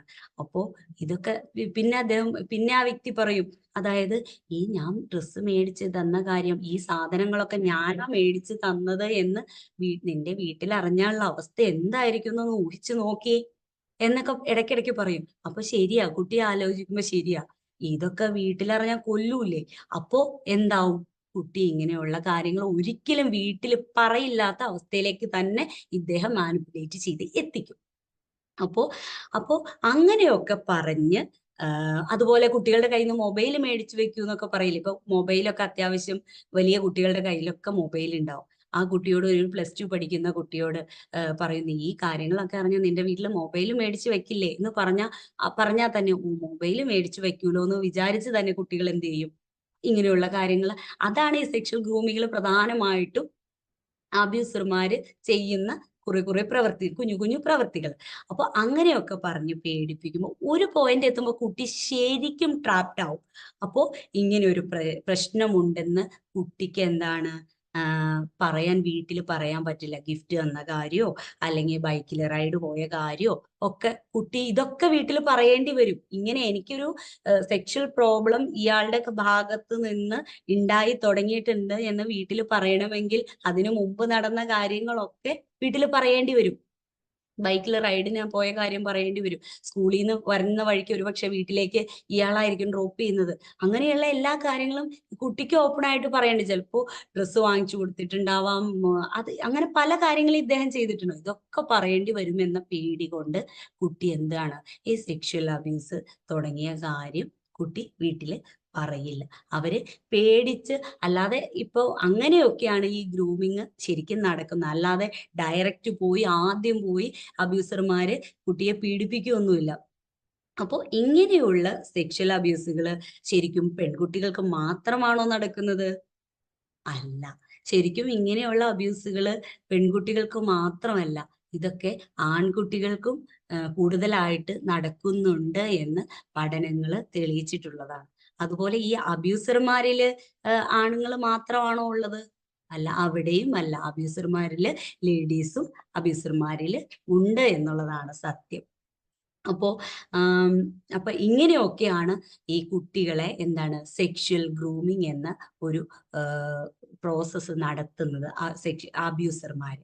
അപ്പോൾ ഇങ്ങനെ സെക്ഷൽ അബ്യൂസ് ഇങ്ങനെയൊക്കെ ഗ്രൂം ചെയ്തതിന് ശേഷമാണ് ഇവരെന്ത് ചെയ്യുന്നത്, ശരിക്കുമുള്ള സെക്ഷൽ അബ്യൂസിലേക്ക്, അതുപോലെ റേപ്പ് പോലെയുള്ള കാര്യങ്ങളിലേക്ക് കടക്കുന്നത്. ഈ റേപ്പ് പോലെയുള്ള കാര്യങ്ങളിലേക്കൊന്നും എത്തണമെന്നില്ല. അതിനു മുമ്പ് തന്നെ കുട്ടികൾ മാനസികമായിട്ടൊക്കെ ഒരുപാട് തകർന്നു പോകുന്ന സിറ്റുവേഷനിലേക്ക് വരും. വീട്ടിലും പറയാൻ പറ്റത്തില്ല. ഈ അങ്കിളോ അല്ലെങ്കിൽ ഈ ആന്റിയോ ഒക്കെ എന്നോട് ഇങ്ങനെയാ പെരുമാറുന്നത് എന്ന് എനിക്ക് വീട്ടിലും പറയാൻ പറ്റത്തില്ല. ഇനിയിപ്പോ ആന്റിനോടോ അങ്കിളിനോടോ നേരിട്ട് പറയാണ്, എന്നെ ഇങ്ങനെയൊന്നും ചെയ്യല്ലേ എന്ന് പറഞ്ഞാൽ ഇവര് സമ്മതിക്കുമോ? അന്നേരത്തെ ഇവര് ഓർമ്മിപ്പിക്കും, മേടിച്ചു തന്ന ചോക്ലേറ്റിന്റെ കഥ, മേടിച്ചു തന്ന ഡ്രസ്സിന്റെ കഥ, കൊടുത്ത ക്യാഷിന്റെ കഥ ഒക്കെ അവരിങ്ങനെ ഓർമ്മിപ്പിച്ചുകൊണ്ടേയിരിക്കും. അപ്പോൾ കുട്ടിക്ക് ഇതൊന്നും ചെയ്യാൻ പറ്റാത്ത അവസ്ഥയാവും. ഇതൊക്കെയാണ് സെക്ഷൽ ഗ്രൂമിങ് എന്ന് പറയുന്നത്. ഇതൊക്കെ നമ്മുടെയൊക്കെ പല വീടുകളിലും ആരും അറിയാതെ കുട്ടികളുടെ ഉള്ളിൽ ഒതുക്കി അതൊരു മെന്റൽ ട്രോമയായിട്ട് അവരുടെ ജീവിതകാലം മുഴുവൻ കൊണ്ടുപോയി നടക്കുന്ന ഒരവസ്ഥയിലേക്ക് നമ്മുടെ മക്കളൊക്കെ എത്താറുണ്ട് എന്നുള്ളത് ഒരു സത്യമായ കാര്യമാണ്. അപ്പോ എങ്ങനെയാണ് ഇങ്ങനെയുള്ള കാര്യങ്ങളൊക്കെ വരുമ്പോൾ, ഇങ്ങനെയുള്ള സിറ്റുവേഷൻസ് വരുമ്പോൾ ഇതൊക്കെ നമ്മൾ എങ്ങനെയാണ് അവോയ്ഡ് ചെയ്യാൻ നമ്മൾ എന്തൊക്കെയാണ് ചെയ്യേണ്ടത്? അതായത് എന്ത് തരത്തിലുള്ള എൻവയോൺമെന്റ് ആണ് കുട്ടികൾക്ക് നമ്മൾ ക്രിയേറ്റ് ചെയ്ത് കൊടുക്കുന്നേ എന്ന് നമ്മൾ ചെക്ക് ചെയ്യുക എന്നുള്ളതാണ്. അതായത് കറക്റ്റ് ആയിട്ടുള്ള ഒരു എൻവയോൺമെന്റ് ആണോ നമ്മുടെ കുട്ടിക്ക് നമ്മുടെ വീട്ടിൽ ഉള്ളത്, നമ്മുടെ കുടുംബത്തിലുള്ളത്, അല്ലെങ്കിൽ നമ്മുടെ ചുറ്റുപാടും ഉള്ളത്, അങ്ങനെ ഒരു കറക്റ്റ് ആയിട്ടുള്ള ഒരു എൻവയോൺമെന്റ് ആണോ എന്ന് നമ്മൾ എന്ത് ചെയ്യണം?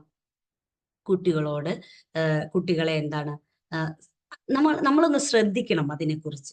അപ്പോ അതിന് വേണ്ടിയിട്ട് നമുക്ക് എന്താണ് ചെയ്യേണ്ടത്? അതിന് വേണ്ടിയിട്ട് നമ്മൾ കുട്ടികളോട് ഓപ്പൺ ആയിട്ടുള്ള സെക്ഷൽ കമ്മ്യൂണിക്കേഷൻ, അതിനു വേണ്ടിയിട്ടാണ് സെക്ഷുവാലിറ്റി എഡ്യൂക്കേഷൻസ് നമ്മൾ കുട്ടികളോട് സംസാരിക്കേണ്ടതിന്റെ ആവശ്യകത. നമ്മുടെ പ്രൈവറ്റ് പാർട്ടുകളെ പറ്റി, പ്രഗ്നൻസിയെ പറ്റി, ചൈൽഡ് ബർത്തിനെ പറ്റി, അതുപോലെ ബേബി മേക്കിങ്ങിനെ പറ്റി, ഇങ്ങനെയുള്ള കാര്യങ്ങളൊക്കെ എന്താണ് നമ്മൾ കറക്റ്റായിട്ട് നമ്മൾ പറഞ്ഞു കൊടുത്താണ് നമ്മളിങ്ങനെ ഒരു എൻവയോൺമെന്റ് അവർക്ക് വേണ്ടിയിട്ട് സൃഷ്ടിക്കേണ്ടത്. അതുപോലെ എന്താണ് സെൻസിറ്റൈസ് ദ ചൈൽഡ്, അതായത് കുട്ടിയെ ബോധവൽക്കരിക്കുക. അപ്പോ എങ്ങനെ ബോധവൽക്കരിക്കാം? നമ്മൾ സാധാരണ എല്ലാവരും നമ്മളെന്താ വിചാരിക്കുക, നമ്മുടെ വീട്ടിൽ വരുന്നവരൊക്കെ നല്ലവരാണെന്നല്ലേ, അല്ലെങ്കിൽ നമ്മൾ പുറമേ നിന്ന് ചിരിച്ചു കാണിക്കുന്നവരെല്ലാം നല്ലവരാണെന്നാണ് നമ്മുടെ കുട്ടികൾ വിചാരിക്കുന്നത്. നമ്മൾ എല്ലാവരോടും സന്തോഷത്തോടു കൂടി പെരുമാറുന്നു, അപ്പൊ നമ്മുടെ കുട്ടികളും അങ്ങനെ തന്നെയാണ് വിചാരിക്കുന്നത്. അപ്പോൾ എല്ലാവരും നല്ലവരൊന്നുമല്ല, മോശമായ ആളുകളുണ്ട്. ചിലർ എങ്ങനെ നന്നായിട്ട് പെരുമാറിയാലും അവരുടെയൊക്കെ ഉള്ളിൽ ഒരു മോശമായ ഇന്റൻഷൻ ഉണ്ടാവാറുണ്ട്. അപ്പോൾ ഇവരൊക്കെ നമ്മളെ മോശമായിട്ട് സമീപിക്കാൻ സാധ്യതയുണ്ട്. അപ്പോൾ ഈ നമുക്ക് കുട്ടിക്ക് മോശമായിട്ട് അവർ ബിഹേവ് ചെയ്താൽ നമുക്കത് ഫീൽ ചെയ്യും, അത് അൺസേഫ് ആയിട്ട് എങ്ങനെയാണ് ഫീൽ ചെയ്യുന്നത് എന്നുള്ള കാര്യങ്ങളൊക്കെ നമ്മൾ കുട്ടികളോട് പറയുകയും, അത് അങ്ങനെ പറയുകയും, ഇങ്ങനെ എന്തെങ്കിലും സംഭവിച്ചാൽ നമ്മുടെ അടുത്ത് കൂടി വന്ന് നമ്മളോട് ഇത് ഓപ്പൺ ആയിട്ട് കമ്മ്യൂണിക്കേറ്റ് ചെയ്യാനായിട്ട് അവരെ പറഞ്ഞ് അതിനുവേണ്ടി അവരെ പ്രാപ്തരാക്കുകയും നമ്മൾ ചെയ്യേണ്ടതുണ്ട്. അതുപോലെ പിന്നെ നമ്മുടെ വീട്ടിലെ ഗസ്റ്റുകൾ വരുമ്പോൾ നമ്മുടെ ഫ്രണ്ട്സോ അല്ലെങ്കിൽ ഫാമിലി മെമ്പേഴ്സോ അല്ലെങ്കിൽ അങ്ങനെ ആരും ആവട്ടെ, കസിൻസോ അങ്ങനെ ആരും ആവട്ടെ, അവര് വീട്ടിൽ വരുമ്പോൾ അമ്മയും അച്ഛനും ഉള്ള പോലെ, നമ്മുടെ പേരൻസ് ഉള്ളപ്പോ നമ്മളോട് പെരുമാറുന്നത് പോലെ തന്നെയാണോ അച്ഛനും അമ്മയും ഇല്ലാത്ത സമയത്ത് അവര് നമ്മളോട് പെരുമാറുന്നത് എന്ന് മനസ്സിലാക്കാൻ നമ്മൾ നമ്മുടെ കുട്ടികളോട് മുൻകൂറായിട്ട് പറഞ്ഞിരിക്കണം. അതായത് അച്ഛനും അമ്മയും വീട്ടിലുള്ളപ്പോ എങ്ങനെയാണോ ആ ആന്റി അല്ലെങ്കിൽ ആ അങ്കിള് പെരുമാറുന്നത്, അതുപോലെ തന്നെ ആയിരിക്കണം അച്ഛനും അമ്മയും ഇല്ലാത്തപ്പോ ആ ആന്റി അങ്കിളും വരുമ്പോ നമ്മളോട് പെരുമാറേണ്ടത് എന്നുള്ള കാര്യം നമ്മൾ കുട്ടികളോട് പറഞ്ഞിരിക്കണം. അതോടൊപ്പം നമ്മൾ നമ്മുടെ വീട്ടിൽ വരുന്നവരെയെല്ലാം നമ്മൾ അങ്ങ് കണ്ണടച്ച് അവിശ്വസിക്കണം എന്നല്ല, നമ്മുടെ കുട്ടികളോട് അവരെങ്ങനെ ബിഹേവ് ചെയ്യുന്നു എന്നുള്ള ഒരു ശ്രദ്ധ നമ്മൾ പേരൻസിനും വേണം. അപ്പോൾ എങ്ങനെയാണ് നമ്മുടെ മക്കളോട് അവർ പെരുമാറുന്നേ എന്നുള്ള കാര്യങ്ങളൊക്കെ നമ്മൾ നമ്മുടെ മക്കളോട് പ്രത്യേകമായിട്ട് പറഞ്ഞു കൊടുക്കണം. അതുപോലെ ആരുടെ അടുത്തെന്തെങ്കിലും എന്തെങ്കിലുമൊക്കെ ഡൗട്ട് തോന്നിയ, എന്തെങ്കിലും ചെറിയ തരത്തിലുള്ള ഒരു സംശയമാണെങ്കിലും നമുക്ക് കുട്ടികൾക്ക് തോന്നിയ അവരുടെ അടുത്ത് നിന്ന് പിന്നെ അങ്ങനെ അവരുടെ അടുത്തേക്ക് അധികം പോകരുത് എന്ന് ഉള്ള കാര്യം നമ്മൾ പേരൻസ് മക്കളോട് പറഞ്ഞിരിക്കണം. ഇങ്ങനെയൊക്കെ അവരെ ഐസൊലേറ്റ് ആക്കുക. ആ ഒരു സമയത്ത് ഇങ്ങനെയുള്ള ഒരു വ്യക്തികളാണെന്ന് കുട്ടികൾക്ക് ഒരു ചെറിയ ഡൗട്ട്, ഉറപ്പൊന്നുമില്ല എങ്കിൽ പോലും നമ്മൾ ഈ വീട്ടിൽ വരുന്നവരെയൊക്കെ ഇപ്പൊ നമ്മൾ പേരൻസിന് ഒരു സ്വഭാവമുണ്ട്, കുട്ടി ആന്റിക്ക് പോയി ഉമ്മം കൊടുക്ക്, അങ്കിൾക്ക് പോയി ഉമ്മം കൊടുക്ക്, അങ്കിളിന്റെ മടിയിൽ പോയി ഇരിക്കുക എന്നൊക്കെ പറഞ്ഞ് നമ്മൾ നമ്മുടെ കുട്ടികളെ ആണെങ്കിലും ശരിക്കും അതൊന്നും ചെയ്യരുത്. അതൊക്കെ ശരിക്കും തെറ്റാണ്. അപ്പോ അങ്ങനെയുള്ള കാര്യങ്ങളൊക്കെ നമ്മൾ നമ്മൾ ശ്രദ്ധിക്കുക. നമ്മൾ ഇങ്ങനെയുള്ള കാര്യങ്ങളൊക്കെ പറഞ്ഞു കൊടുക്കണം. അതുപോലെ സേഫ് ടച്ച് എന്താണ്, അൺസേഫ് ടച്ച് എന്താണ്, സേഫ് ബിഹേവിയർ എന്താണ്, അൺസേഫ് ബിഹേവിയർ എന്താണ്,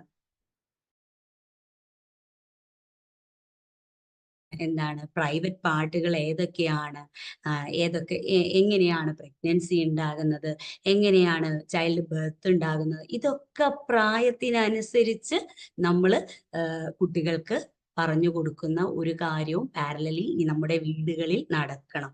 അത് വീടുകളിൽ നടക്കണമെങ്കിൽ ആദ്യം എന്താവണം, നമ്മൾ ഇതൊക്കെ ആദ്യം അറിയണം എന്നുള്ളതാണ് ആദ്യം ഇതിന് വേണ്ടത്. അപ്പോ നമ്മൾ അറിയണം. അപ്പൊ അതിന് വേണ്ടിയിട്ട് നമുക്ക് എന്താണ് ചെയ്യാൻ പറ്റുക? നമ്മൾ ആദ്യം സെക്ഷുവാലിറ്റി എഡ്യൂക്കേഷൻ നമ്മൾ അത് പഠിച്ചിരിക്കണം. അത് നമ്മൾ അറിഞ്ഞാലാണ് നമ്മൾക്ക് നമ്മുടെ മക്കളോട് നമുക്ക് പറയാൻ സാധിക്കുകയുള്ളൂ. അപ്പോ അതിനു വേണ്ടിയിട്ടാണ് ഞങ്ങള് വിംബിൾ അക്കാദമിയിൽ സെക്ഷുവാലിറ്റി എഡ്യൂക്കേഷന്റെ കോംപ്രിഹെൻസീവ് സെക്ഷുവാലിറ്റി എഡ്യൂക്കേഷന്റെ കോഴ്സ് നടത്തുന്നതിന്റെ ഒരു പ്രധാന കാര്യം ഇതൊക്കെ തന്നെയാണ്. സാധാരണയായിട്ട് ഞാൻ സ്കൂളിലെ കുട്ടികൾക്കാണ് സാധാരണ ട്രെയിനിങ് സാധാരണ കൊടുക്കാറ്. അപ്പോഴാണ് ഫൈസൽ സാർ ഇങ്ങനെ ഒരു തോട്ട് എൻ്റെ അടുത്ത് ഷെയർ ചെയ്യുകയുണ്ടായത്. അപ്പൊ സാർ ഇങ്ങനെ പറഞ്ഞു, ഇത് ഓക്കെ ലാലി, ഇത് കുട്ടികൾക്ക് സ്കൂളിൽ കൊടുക്കുന്നത് ശരി, പക്ഷെ ഈ പേരൻസിന് എല്ലാവർക്കും അല്ലെങ്കിൽ ഇതൊക്കെ അറിയാമോ എന്ന് ലാലിക്ക് തോന്നുന്നുണ്ടോ എന്ന് ചോദിച്ചു. അപ്പൊ ഞാൻ പറഞ്ഞു, ഇല്ല, എനിക്കത് ഉറപ്പൊന്നുമില്ല. ഞാൻ സ്കൂൾ കുട്ടികൾക്ക് എടുക്കുമ്പോൾ സ്വാഭാവികമായിട്ടും അവിടെ എന്താണ് അവിടുത്തെ പേരൻസിന് കൊടുക്കാൻ ആ സ്കൂൾ അധികൃതർ ക്ഷണിച്ചാൽ മാത്രമാണ് ഞാൻ പിന്നെ അത് പേരൻസിന് കൊടുക്കുന്നത്. അപ്പോൾ ഫൈസൽ സാറുമായിട്ടുള്ള ഡിസ്കഷന്റെ ഫലമായിട്ട് അപ്പോൾ സാറ് പറഞ്ഞു, അങ്ങനെയാണെങ്കിൽ നമ്മുടെ വിംബിൾ അക്കാദമിയിൽ ഒരു സെക്ഷുവാലിറ്റി എഡ്യൂക്കേഷന്റെ കോഴ്സ് തുടങ്ങിയാൽ എങ്ങനെ ഉണ്ടാകുമെന്ന് ചോദിക്കുകയും അതിനെപ്പറ്റി ഡിസ്കസ് ചെയ്യാൻ തൽഫലമായിട്ടാണ് ഈ കോഴ്സ് ഞങ്ങൾ വിംബിൾ അക്കാദമിയിൽ സ്റ്റാർട്ട് ചെയ്തത്. അങ്ങനെ ഫസ്റ്റ് ബാച്ച് കംപ്ലീറ്റ്ലി കഴിഞ്ഞു. ഒരു മിനിറ്റ്.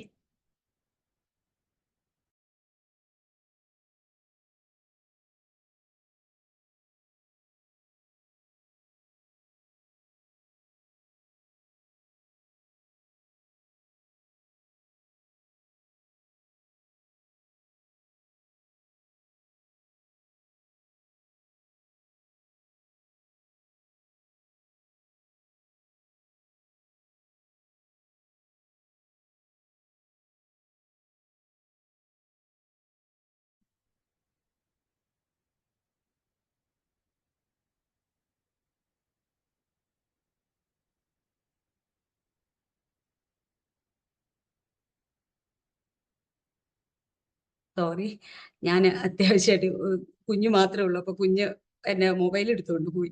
അത്യാവശ്യം ഒരു കാര്യം പറയാൻ വേണ്ടിയിട്ടായിരുന്നു.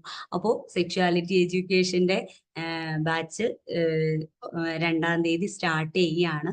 അപ്പോൾ അതിനകത്ത് ഞാൻ ഡിസ്കസ് ചെയ്യുന്ന കാര്യം എന്നത് എന്തൊക്കെയാണ്, കോംപ്രിഹെൻസീവ് സെക്ഷുവാലിറ്റി എഡ്യൂക്കേഷൻ എന്താണ്, അതുപോലെ എന്തൊക്കെയാണ് ഈ സാധാരണ സെക്സ് എഡ്യൂക്കേഷനും കോംപ്രിഹെൻസീവ് സെക്ഷുവാലിറ്റി എഡ്യൂക്കേഷൻ തമ്മിലുള്ള ഡിഫറൻറ്റ് എന്താണ്, എങ്ങനെയൊക്കെയാണ്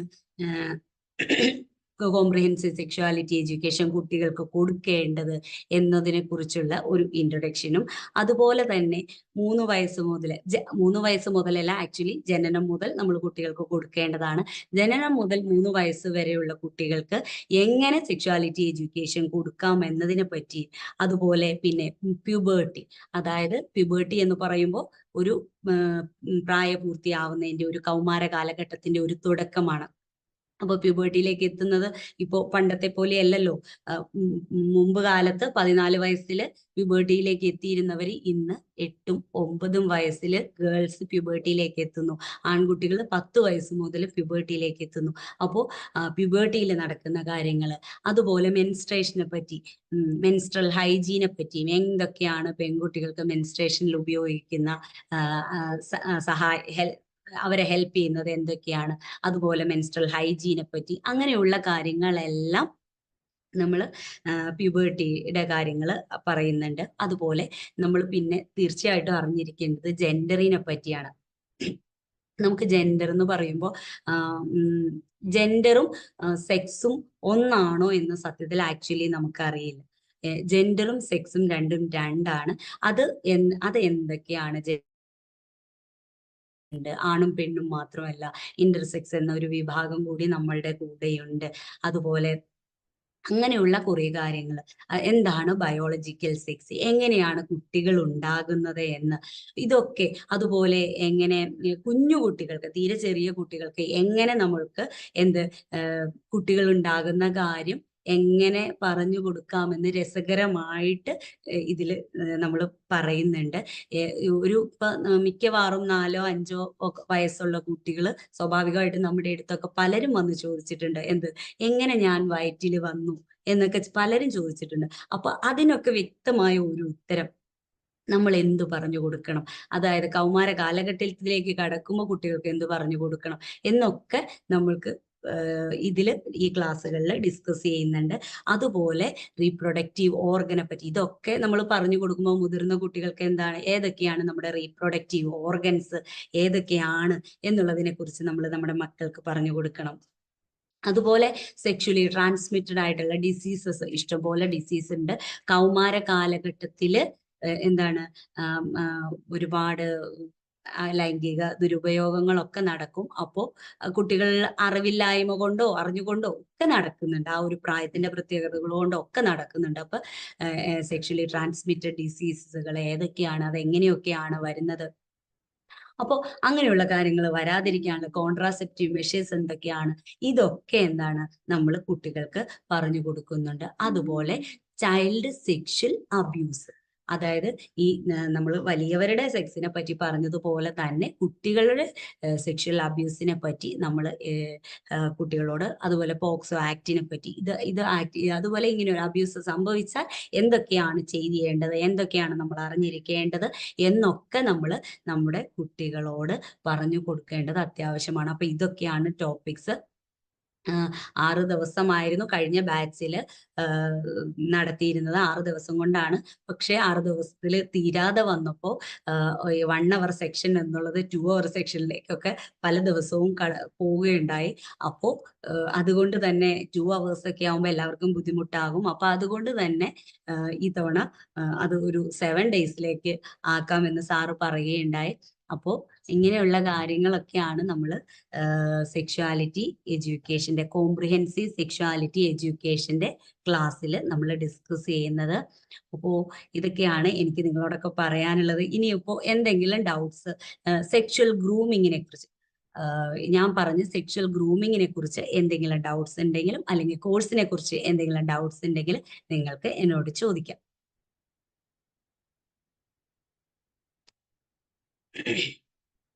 എല്ലാവരും ഇത്രയും നേരം എന്നെ കേട്ടിരുന്നു.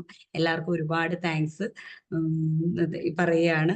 അപ്പോൾ എന്ത് ഡൗട്ട്സ് ഉണ്ടെങ്കിലും നിങ്ങൾക്ക് ധൈര്യമായിട്ട് എന്നോട് ചോദിക്കാം. ഇത് സെക്സിനെ കുറിച്ചല്ലേ എന്നൊന്നും ആരും വിചാരിക്കേണ്ട, ഓപ്പൺ ആയിട്ട് സംസാരിക്കാം. ഞാനിപ്പോ ഒരു പീറ്റർ സാറിനെ പറ്റി ഓർക്കും. എൻ്റെ ഫസ്റ്റ് ആദ്യത്തെ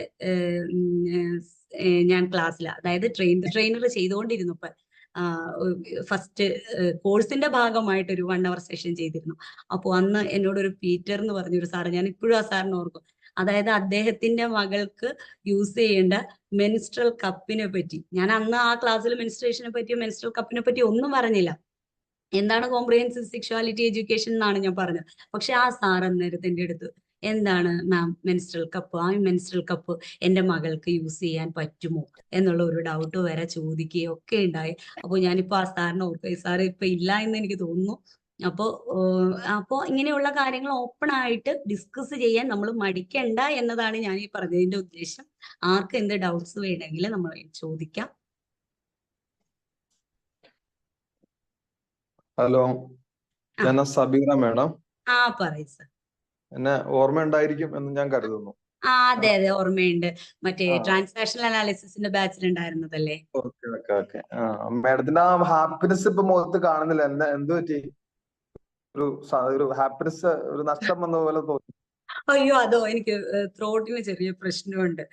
അപ്പൊ ശരിക്കും സൗണ്ടിന് ഒരു പ്രശ്നം വരുന്നുണ്ട്. ഇടയ്ക്ക് ഒച്ച അടയ്ക്കുന്നു, അങ്ങനെയുള്ള ഒരു അല്ല, ഈ ഫേസിൽ നമുക്ക് വറി ഉണ്ടെന്നുള്ളൊരു ഫീല് വന്നു അല്ലേ? കോൺഫിഡൻസ് കുറവ് ഫീൽ ചെയ്തോ? കോൺഫിഡൻസ് കുറവ് ചെറുതായിട്ട് ഫീൽ ചെയ്തു. എനർജറ്റിക് അല്ല എന്നുള്ളൊരു ഇത് വന്നു. പിന്നെ ആ സാഹചര്യങ്ങളിൽ നിന്ന് കുറച്ച് കാര്യങ്ങൾ മനസ്സിലാവുകയും ചെയ്തു. അതായത് ഇപ്പൊ സത്യം പറഞ്ഞ ആക്ച്വലി എന്റെ മോൻ അടുത്തുണ്ട്. എന്റെ മോൻ അടുത്തിരുന്ന് എന്നെ ഡിസ്റ്റർബ് ചെയ്തുകൊണ്ടിരിക്കുക. അവൻ അടുത്തിരുന്ന് ഇപ്പൊ മൂടായി. ഓക്കെ. സത്യം പറഞ്ഞ എന്റെ സിസ്റ്റത്തിന്റെ ബാക്കിൽ ഇരുന്ന് അവനെ എന്നെ എന്തൊക്കെയാണോ കാണിക്കുന്നതെന്ന് സത്യം. അപ്പൊ ഞാൻ സ്വാഭാവികമായിട്ടും വേറെ ആരും വീട്ടിലിപ്പൊ ഇവിടെ ഇല്ല, അവനെ ഒന്ന് കൺട്രോൾ ചെയ്യാനായിട്ട് ആരും ഇല്ല. അപ്പൊ അവൻ എന്നെ ഡിസ്റ്റർബ് ചെയ്യുന്നതിന്റെ ഒരു ബുദ്ധിമുട്ട് ആക്ച്വലി എനിക്കുണ്ട്. അതായിരിക്കാം എന്റെ ഫേസിൽ വന്നത്. അതാണ് ഞാൻ 2-3 പ്രാവശ്യം വീഡിയോ ഓഫ് ചെയ്യും ഒക്കെ ചെയ്തതിന്റെ റീസൺ അതായിരുന്നു. ഈ കുഞ്ഞു ഇങ്ങനെ ഡിസ്റ്റർബ് ചെയ്യുന്നതിന്റെ ഒരു ബുദ്ധിമുട്ട് എനിക്കുണ്ട്. പിന്നെ ഹെൽത്ത് ഇഷ്യൂ ചെറുതായിട്ട്, സൗണ്ടിന് കുറച്ച് പ്രശ്നങ്ങളൊക്കെ ഉണ്ട്. ഞാൻ അല്പം സമയം എടുത്തതിൽ ഖേദിക്കുന്നു. ഞാൻ പിന്നെ മാഡത്തിന്റെ ക്ലാസ് ഞാൻ ശ്രദ്ധിച്ചിരിക്കുന്നു. ഞാൻ അന്ന് ആ ഒരു കമന്റ് പറഞ്ഞതിൽ മാഡത്തിന് ബുദ്ധിമുട്ടുണ്ടായോ എന്ന് എനിക്കൊരു ഡൗട്ട് ഉണ്ടായിരുന്നേ. എന്ന് ഒരു ദിവസം നമ്മളൊരു ഭർത്താക്കന്മാരുടെ സ്വഭാവങ്ങളെ കുറിച്ച് നമ്മളൊന്ന് ചർച്ച ചെയ്തായിരുന്നു ഫസ്റ്റ് ക്ലാസ്. ഒരു ഇൻട്രോ ക്ലാസ്സിലാ. ആരുടെ ഇൻട്രോ ക്ലാസ് ആണ്? ഷക്കീർ സാറിന്റെ ഇൻട്രോ ക്ലാസ്സിൽ. Okay okay okay. ഓ, അത് എനിക്ക് ബുദ്ധിമുട്ടൊന്നും ഉണ്ടായില്ല. പക്ഷെ ഞാൻ അതിന്റെ കമന്റ് പറഞ്ഞപ്പോഴേക്ക് സാറ് അതിൽ നിന്ന് എക്സിറ്റ് ആയിരുന്നു എനിക്ക് തോന്നുന്നു. എനിക്ക് ബുദ്ധിമുട്ടൊന്നും ഉണ്ടായിരുന്നില്ല. പക്ഷെ എന്റെ ഹസ്ബൻഡ് ഒരിക്കലും അങ്ങനെ ഒരു വ്യക്തിയല്ല. ഞാൻ അദ്ദേഹത്തിനെ പറ്റി അദ്ദേഹം ഒരു പെർഫെക്ഷനിസ്റ്റ് ആണ് എന്ന് പറഞ്ഞെങ്കിലും അദ്ദേഹത്തിന്റെ പെർഫെക്ഷനിസം കൊണ്ട് എനിക്ക് ഒരുപാട് ഗുണങ്ങൾ ഉണ്ടായിട്ടുണ്ട്.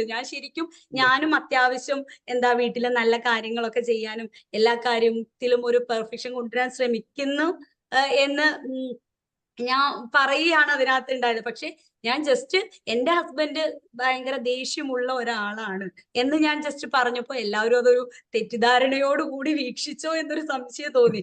ഞാൻ അതിനുശേഷം ഫൈസൽ സാറിനോട് അതിനെപ്പറ്റി ഡിസ്കസ് ചെയ്യുകയും ചെയ്തു. പക്ഷെ അപ്പോഴേക്കും സാർ അവിടെ നിന്ന് പോയിരുന്നു എന്നുള്ളതാണ് സത്യം. ഇല്ല, എനിക്ക് അതിലൊരു ഫീലൊന്നും ചെയ്തിട്ടില്ല എന്തായാലും. ഒരു കാര്യം ചോദിച്ചോട്ടെ. പറയുന്നു. ഈ നമ്മളിപ്പോ കുട്ടികളെ ഗ്രൂമിങ്ങിന് വിധേയരാക്കുന്നു എന്ന് പറഞ്ഞല്ലോ, പക്ഷെ അവർക്കത് അറിയില്ലല്ലോ, അവരെ ഇതിലേക്കാണ് നയിച്ചു കൊണ്ടുപോകുന്നതെന്ന് കുട്ടികൾക്ക് അറിയില്ലല്ലോ. പക്ഷെ പേരൻസിന് എത്രയും പെട്ടെന്ന് അത് പിടികിട്ടും. അപ്പോ എനിക്ക് തോന്നുന്നു കുട്ടികൾക്ക് കൊടുക്കുന്നതിനേക്കാൾ കൂടുതലായിട്ട് ഈ ക്ലാസ് മുതിർന്നവർക്ക് തന്നെയാണ് നല്ലതെന്ന് എനിക്ക് തോന്നുന്നുണ്ട്. അത് ആ ഒരു മുൻവിധിയോടായിരിക്കും സാറ് പറഞ്ഞത് ഇത് മുതിർന്നവർക്കും കൊടുത്തൂടെ എന്ന്. എനിക്ക് അത് ഫീൽ ചെയ്തത് അതാണ്. നമ്മള് ഈ ഒരു കേസുമായിട്ട് എൻ്റെ അടുത്ത് ഒരാൾ വന്നിട്ടുണ്ട്. ഇപ്പോഴും ആ കുട്ടിയെ ഞാൻ ഇങ്ങനെ വീക്ഷിക്കുന്നുണ്ട്, കാര്യങ്ങൾ പറഞ്ഞ് മനസ്സിലാക്കി കൊടുക്കുന്നുണ്ട്. അതിനുശേഷം അവള് അദ്ദേഹത്തിൽ നിന്ന് അകലം പാലിച്ചിരിക്കുകയാണ്. അത് രണ്ടുപേരും ബന്ധുക്കളാണ്, അടുത്ത ബന്ധുക്കളാണ്. അതിന്റെ പേരിൽ ബന്ധുക്കൾ തമ്മിൽ അടിയാവുകയും ചെയ്തിട്ടുണ്ട്. അപ്പോ പെൺകുട്ടിയുടെ വീട്ടുകാർ പെൺകുട്ടിയെ കുറ്റം പറയുന്നു, ആൺകുട്ടിയുടെ വീട്ടുകാർ ആൺകുട്ടിയെ കുറ്റം പറയുന്നു. പക്ഷെ കുട്ടിക്ക് ഈ പറഞ്ഞ പോലെ അവൾക്ക് കുഞ്ഞുനാൾ മുതൽ സ്നേഹം കിട്ടിയിട്ടില്ല. അപ്പൊ അതാണ് അവൾ അവിടെ ആഗ്രഹിക്കുന്നത്, ഒരു സ്നേഹം, കെയർ ആണ് ആ കുട്ടി ആഗ്രഹിക്കുന്നത്.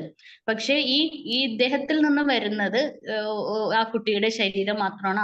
ആ പുരുഷനെ സംബന്ധിച്ചിടത്തോളം അത് ആ കുട്ടിക്ക് നല്ല പോലെ പറഞ്ഞ് മനസ്സിലാക്കിയിട്ടുണ്ട്. ഇപ്പോഴും അവള് നിരീക്ഷണത്തിൽ, ഞാൻ കോളുകൾ ചെയ്യാറുണ്ട്, വിളിക്കാറുണ്ട്, സംസാരിക്കാറുണ്ട്. പറയുന്ന കാര്യങ്ങൾ മനസ്സിലാക്കിയതിനു ശേഷം അവൾ അതിൽ നിന്ന് പിന്മാറിയിട്ടുണ്ട്. അതെ, അത് മാം പറഞ്ഞത് ശരിയാണ്.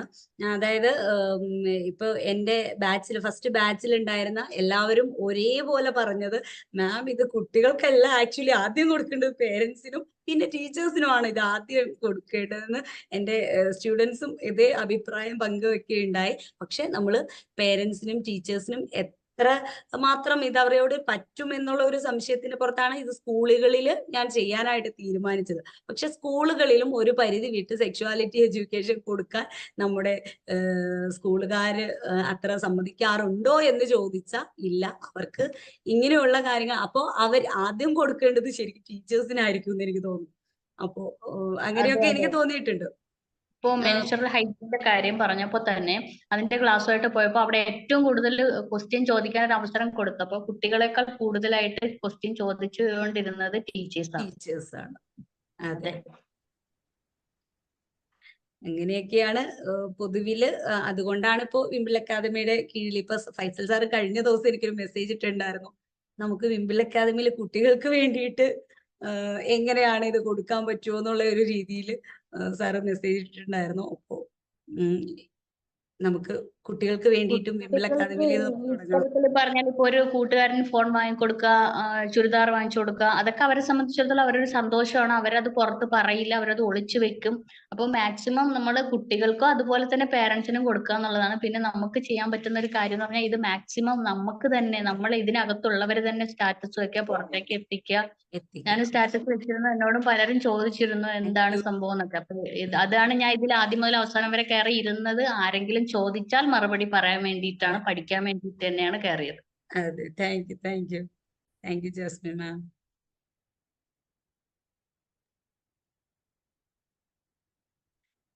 ഇനി ആർക്കെങ്കിലും എന്തെങ്കിലും ഡൗട്ട് ഉണ്ടോ? എന്ത് ഡൗട്ട് ഉണ്ടെങ്കിലും ചോദിച്ചോളൂ.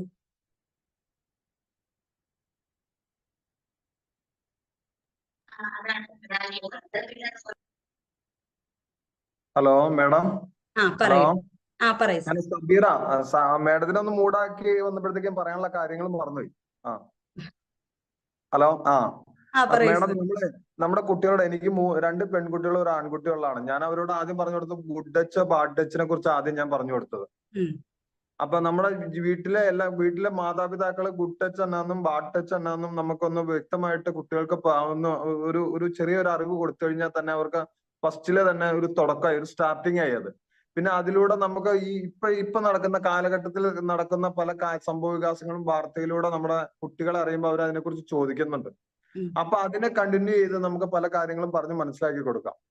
പിന്നെ എന്നെ സംബന്ധിച്ചിടത്തോളം എനിക്ക് ഏറ്റവും ഈ സർക്കാരിനോടും നിങ്ങളുടെ ഓരോരുത്തരോടും പറയുന്നത്, നമ്മുടെ വിദ്യാഭ്യാസ മേഖലയിൽ ഇതൊരു പാഠഭാഗമാക്കി എടുത്ത് ഇത് ഒരു അവയർനെസ് നമ്മുടെ കുട്ടികൾക്ക് കൊടുക്കണമെന്ന് എന്റെ വളരെ കാലത്ത് ഈ പല കേസുകളും മദ്രസകളിലാണെങ്കിലോ സ്കൂളുകളിലാണെങ്കിലോ അല്ലെങ്കിൽ ജിംനേഷ്യം അങ്ങനെയുള്ള പല സ്ഥലങ്ങളിലും ഈ കുട്ടികളെ ദുരുപയോഗം ചെയ്യുന്ന സാഹചര്യം കൂടി വരുന്ന സ്ഥിതിക്ക് നമ്മുടെ വിദ്യാഭ്യാസത്തിൽ ഒരു പാഠപദ്ധതി ആയിട്ട് ഇത് ചേർത്ത് ഇത് ഒരു കേരളത്തിലെ സർക്കാരിനോട് തന്നെ ആവശ്യപ്പെടേണ്ട ഒരു കാര്യമാണ്. അത്രയേറെ കോംപ്ലിക്കേറ്റഡ് ആണ് ഈ കേസ്. അപ്പൊ മാഡത്തിനെ പോലുള്ളവർക്ക് എന്തെങ്കിലും ചെയ്യാൻ പറ്റുമെങ്കിൽ ഇതൊന്ന് ചെയ്യണമെന്ന് വളരെ താഴ്മയായി ഞാൻ അറിയിക്കുന്നു. ഇത് സമൂഹത്തിൽ ഒരുപാട് ബുദ്ധിമുട്ട് അനുഭവിക്കുന്ന കേസാണ്. ഓക്കെ, തീർച്ചയായിട്ടും ഇത് പാഠഭാഗത്തിൽ വന്നു തുടങ്ങിയിട്ടുണ്ട്. പക്ഷെ ഈ CSE എന്നുള്ളത് ഒരു വാസ്റ്റ് ഏരിയ ആണ്. ഇതിപ്പോ സയൻസ് പോലെ അല്ലെങ്കിൽ മറ്റൊരു സബ്ജക്റ്റ് പോലെ SS പോലെ അല്ലെങ്കിൽ മലയാളം പോലെ ഇംഗ്ലീഷ് പോലെ അതുപോലെ ഒരു സബ്ജക്റ്റ് തന്നെ ആയിട്ട് കൊടുക്കേണ്ട ഒരു കാര്യമാണ് ഈ CSE, കോംപ്രിഹെൻസീവ് സെക്ഷുവാലിറ്റി എഡ്യൂക്കേഷൻ എന്ന് പറയുന്നത്. അപ്പോൾ അവര് ഒരു ചാപ്റ്റർ ആയിട്ടായിരിക്കും. ഇപ്പൊ 8ാം ക്ലാസ്സിലെ കുട്ടിക്ക് അഡോളസെന്റ് എന്നൊരു ചാപ്റ്റർ ആണ് കൊടുത്തേക്കുന്നത്.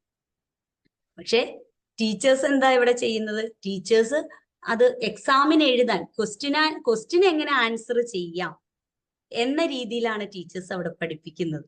അതാണ് ഈ സ്കൂളുകളിൽ ഈ ടെക്സ്റ്റുകളിൽ ഇത് വന്നാലുള്ള ഒരു പ്രശ്നം ഇതാണ്. പക്ഷെ വരുന്നത് നല്ല കാര്യം. പക്ഷെ അതിന് ഇത്ര ഓപ്പൺ ആയിട്ട് സംസാരിക്കാവുന്ന ഒരു ടീച്ചേഴ്സും അതിൽ വില്ലിങ് ആവണം എന്നുള്ളതാണ് ഇതിനകത്തൊരു പ്രധാനമായിട്ടുള്ള ഒരു പോയിന്റ് ആയിട്ട് പറയാനുള്ളത്. പക്ഷെ എന്തായാലും തീർച്ചയായും CSE വരും എന്നുള്ളത് 100% ഷുവർ ആണ്. വന്നു തുടങ്ങിയിട്ടുണ്ട്. പല ചാപ്റ്ററുകളിലും നമുക്ക് CSEയുടെ ഏതെങ്കിലുമൊക്കെ ഓരോ ഭാഗങ്ങളൊക്കെ കാണാൻ സാധിക്കുന്നുണ്ട് ഇപ്പോൾ. Thank you madam. Thank you sir. വേറെ ആർക്കെങ്കിലും ഉണ്ടോ? ചോദ്യങ്ങളുണ്ടോ? ശില മാം ചോദിക്കുന്നുണ്ടോ? ഇപ്പം സാറ് പറഞ്ഞതുപോലെ നമ്മുടെ മക്കളെയൊക്കെ ഒരു വിധത്തിലൊരു അവയർനെസ് കൊടുക്കണമെങ്കിൽ ഗുഡ് ടച്ചും ബാഡ് ടച്ചും ചെറുപ്പത്തിലെ തന്നെ അങ്ങ് പഠിപ്പിച്ചാൽ കുറച്ച് മാറ്റം വരുമായിരിക്കാം. പെട്ടെന്ന് നമ്മളത് പറഞ്ഞു കൊടുത്തിട്ടുണ്ടെങ്കിൽ പേരൻസ് എനിക്കിത് പറഞ്ഞു തന്നതാണല്ലോ, അതൊരു മോശത്തിലേക്ക് പോവുകയാണോ എന്നൊക്കെ ഒരു ചിന്ത കുട്ടികൾക്ക് വരാൻ സാധ്യതയുണ്ടെന്നാണ് എനിക്ക് തോന്നുന്നത്. പിന്നെ എഡ്യൂക്കേഷൻ സിസ്റ്റത്തിൽ ഇത് കൊണ്ടുവരണമെന്ന് പറഞ്ഞത് എനിക്ക് തോന്നുന്നു ഈ വർഷം തൊട്ടൊക്കെ ഉണ്ട്, പുസ്തകത്തില് പാഠഭാഗത്തിൽ വന്നിട്ടുണ്ട്. പിന്നെ അവിടെ വരുമ്പം ടീച്ചർമാർ എന്നാ ചെയ്യുന്നതെന്ന് ചോദിച്ചാൽ അതൊക്കെ വിഴുങ്ങിക്കളയുവാണ്, ഒന്നും കാര്യമായിട്ട് പറഞ്ഞു കൊടുക്കുന്നില്ല എന്നുള്ളതാണ് സത്യം. സബീർ സാറിനോടും ഷിലായാണോ ഷൈലായാണോ? ഷൈല. ഓക്കെ. സബീർ സാറിനോടും ഷൈല മാമിനോടും ഇവിടെ ഇരിക്കുന്ന ഓരോരുത്തരോടും പറയാനുള്ളത്, ഈ ഗുഡ് ടച്ച് ബാഡ് ടച്ച് എന്നുള്ളത് ഒരു ഔട്ട്ഡേറ്റഡ് ആയിട്ടുള്ള ഒരു കോൺസെപ്റ്റ് ആണ്. അത് ഗുഡ് ടച്ച് ബാഡ് ടച്ചില് ഒരുപാട് പ്രശ്നങ്ങൾ ഇരിക്കുന്നുണ്ട് അതിനകത്ത്. ഒരു കാലത്ത് ഒന്നുമില്ലാതിരുന്ന ഒരു കാലത്ത് ഗുഡ് ടച്ച് ബാഡ് ടച്ച് എന്നത് നമ്മൾക്ക് കുട്ടികൾക്ക് പറഞ്ഞു കൊടുക്കാൻ പറ്റി എന്നുള്ളത് ഒരു വലിയ കാര്യമാണ്. എങ്കിൽ തന്നെയും ഇന്നത്തെ കാലത്ത് ഈ ഗുഡ് ടച്ച് ബാഡ് ടച്ച് എന്നുള്ളത് ഒരു ഔട്ട്ഡേറ്റഡ് ആണ്. അതിന് ഒരുപാട് പ്രശ്നങ്ങളുണ്ട്. അതിന് പകരമായിട്ട് safe touch and unsafe touch, അതുപോലെ safe behaviour and unsafe behaviour, ഇതാണ് നമ്മൾ നമ്മുടെ മക്കളെ പഠിപ്പിക്കേണ്ടത്. ഗുഡ് ടച്ച് ബാഡ് ടച്ച് എന്ന് പറയുമ്പോൾ അതിനകത്ത് എന്താണ്, സ്വിമ്മിങ് സ്യൂട്ടുമായിട്ട് കവർ ചെയ്യുന്ന ആ ഭാഗങ്ങളിൽ മാത്രം തൊടുന്നത് എന്താണ് ബാഡായിട്ടുള്ള ടച്ച്. അപ്പോൾ സ്വിമ്മിങ് സൂട്ടിന് പുറത്തുള്ള കൈകളിലോ കാലിലോ അല്ലെങ്കിൽ മറ്റു ഭാഗങ്ങളിലോ മുഖത്തോ ചുണ്ടിലോ ഒക്കെ തൊടുന്നത് ഗുഡായ ടച്ചായി മാറിയില്ലേ? ശരിക്കും അത് അങ്ങനെ തൊടാൻ പറ്റുമോ നമുക്ക്? ബാഡായിട്ട് നമ്മുടെ ഏത് ഭാഗത്തും നമുക്ക് ടച്ച് ചെയ്യാൻ പാടില്ലേ? അപ്പോൾ അതിനെ സംബന്ധിച്ച് അതൊരു വലിയ വാസ്റ്റ് ഏരിയ ആണ്. അപ്പോൾ അതിനെപ്പറ്റി നമുക്ക് മറ്റൊരു ക്ലാസ്സിൽ ഡിസ്കസ് ചെയ്യേണ്ടി വരും. അപ്പോൾ safe touch, good touch, bad touch എന്നല്ല നമ്മൾ ഇനി മക്കളെ പഠിപ്പിക്കേണ്ടത്. Safe touch and unsafe touch. അവര് ഈ ശരീരത്തിന്റെ ഏത് ഭാഗത്തിൽ തൊട്ടാലും സേഫ് ആണോ, അവർക്ക് കിട്ടുന്ന ഫീലിംഗ് എന്താണ്, സേഫ് ആണോ, അതോ അൺസേഫ് ആയിട്ടാണോ അവർക്ക് ഫീൽ ചെയ്യുന്നത് എന്നുള്ളതാണ് അതിൽ പറയേണ്ടത്. ഫൈസൽ സാറിന് നെക്സ്റ്റ് ക്ലാസ്സിന് സമയമായി എന്ന് എനിക്ക് തോന്നുന്നു. നമുക്ക് വൈൻഡപ്പ് ചെയ്യാം അല്ലേ സാർ? അപ്പോ ഇവിടെ എല്ലാവരോടും ഒരിക്കൽ കൂടി താങ്ക്സ്. Okay, great. എന്തായാലും വളരെ സന്തോഷം. നമുക്ക് 8:30 മറ്റൊരു സെഷൻ ഉള്ളത് കൊണ്ട് നമ്മൾ തൽക്കാലം വൈൻഡപ്പിലേക്ക് പോവുകയാണ്. നമുക്ക് ഏകദേശം 1.25 മണിക്കൂറായി നമ്മൾ തുടങ്ങിയിട്ട്.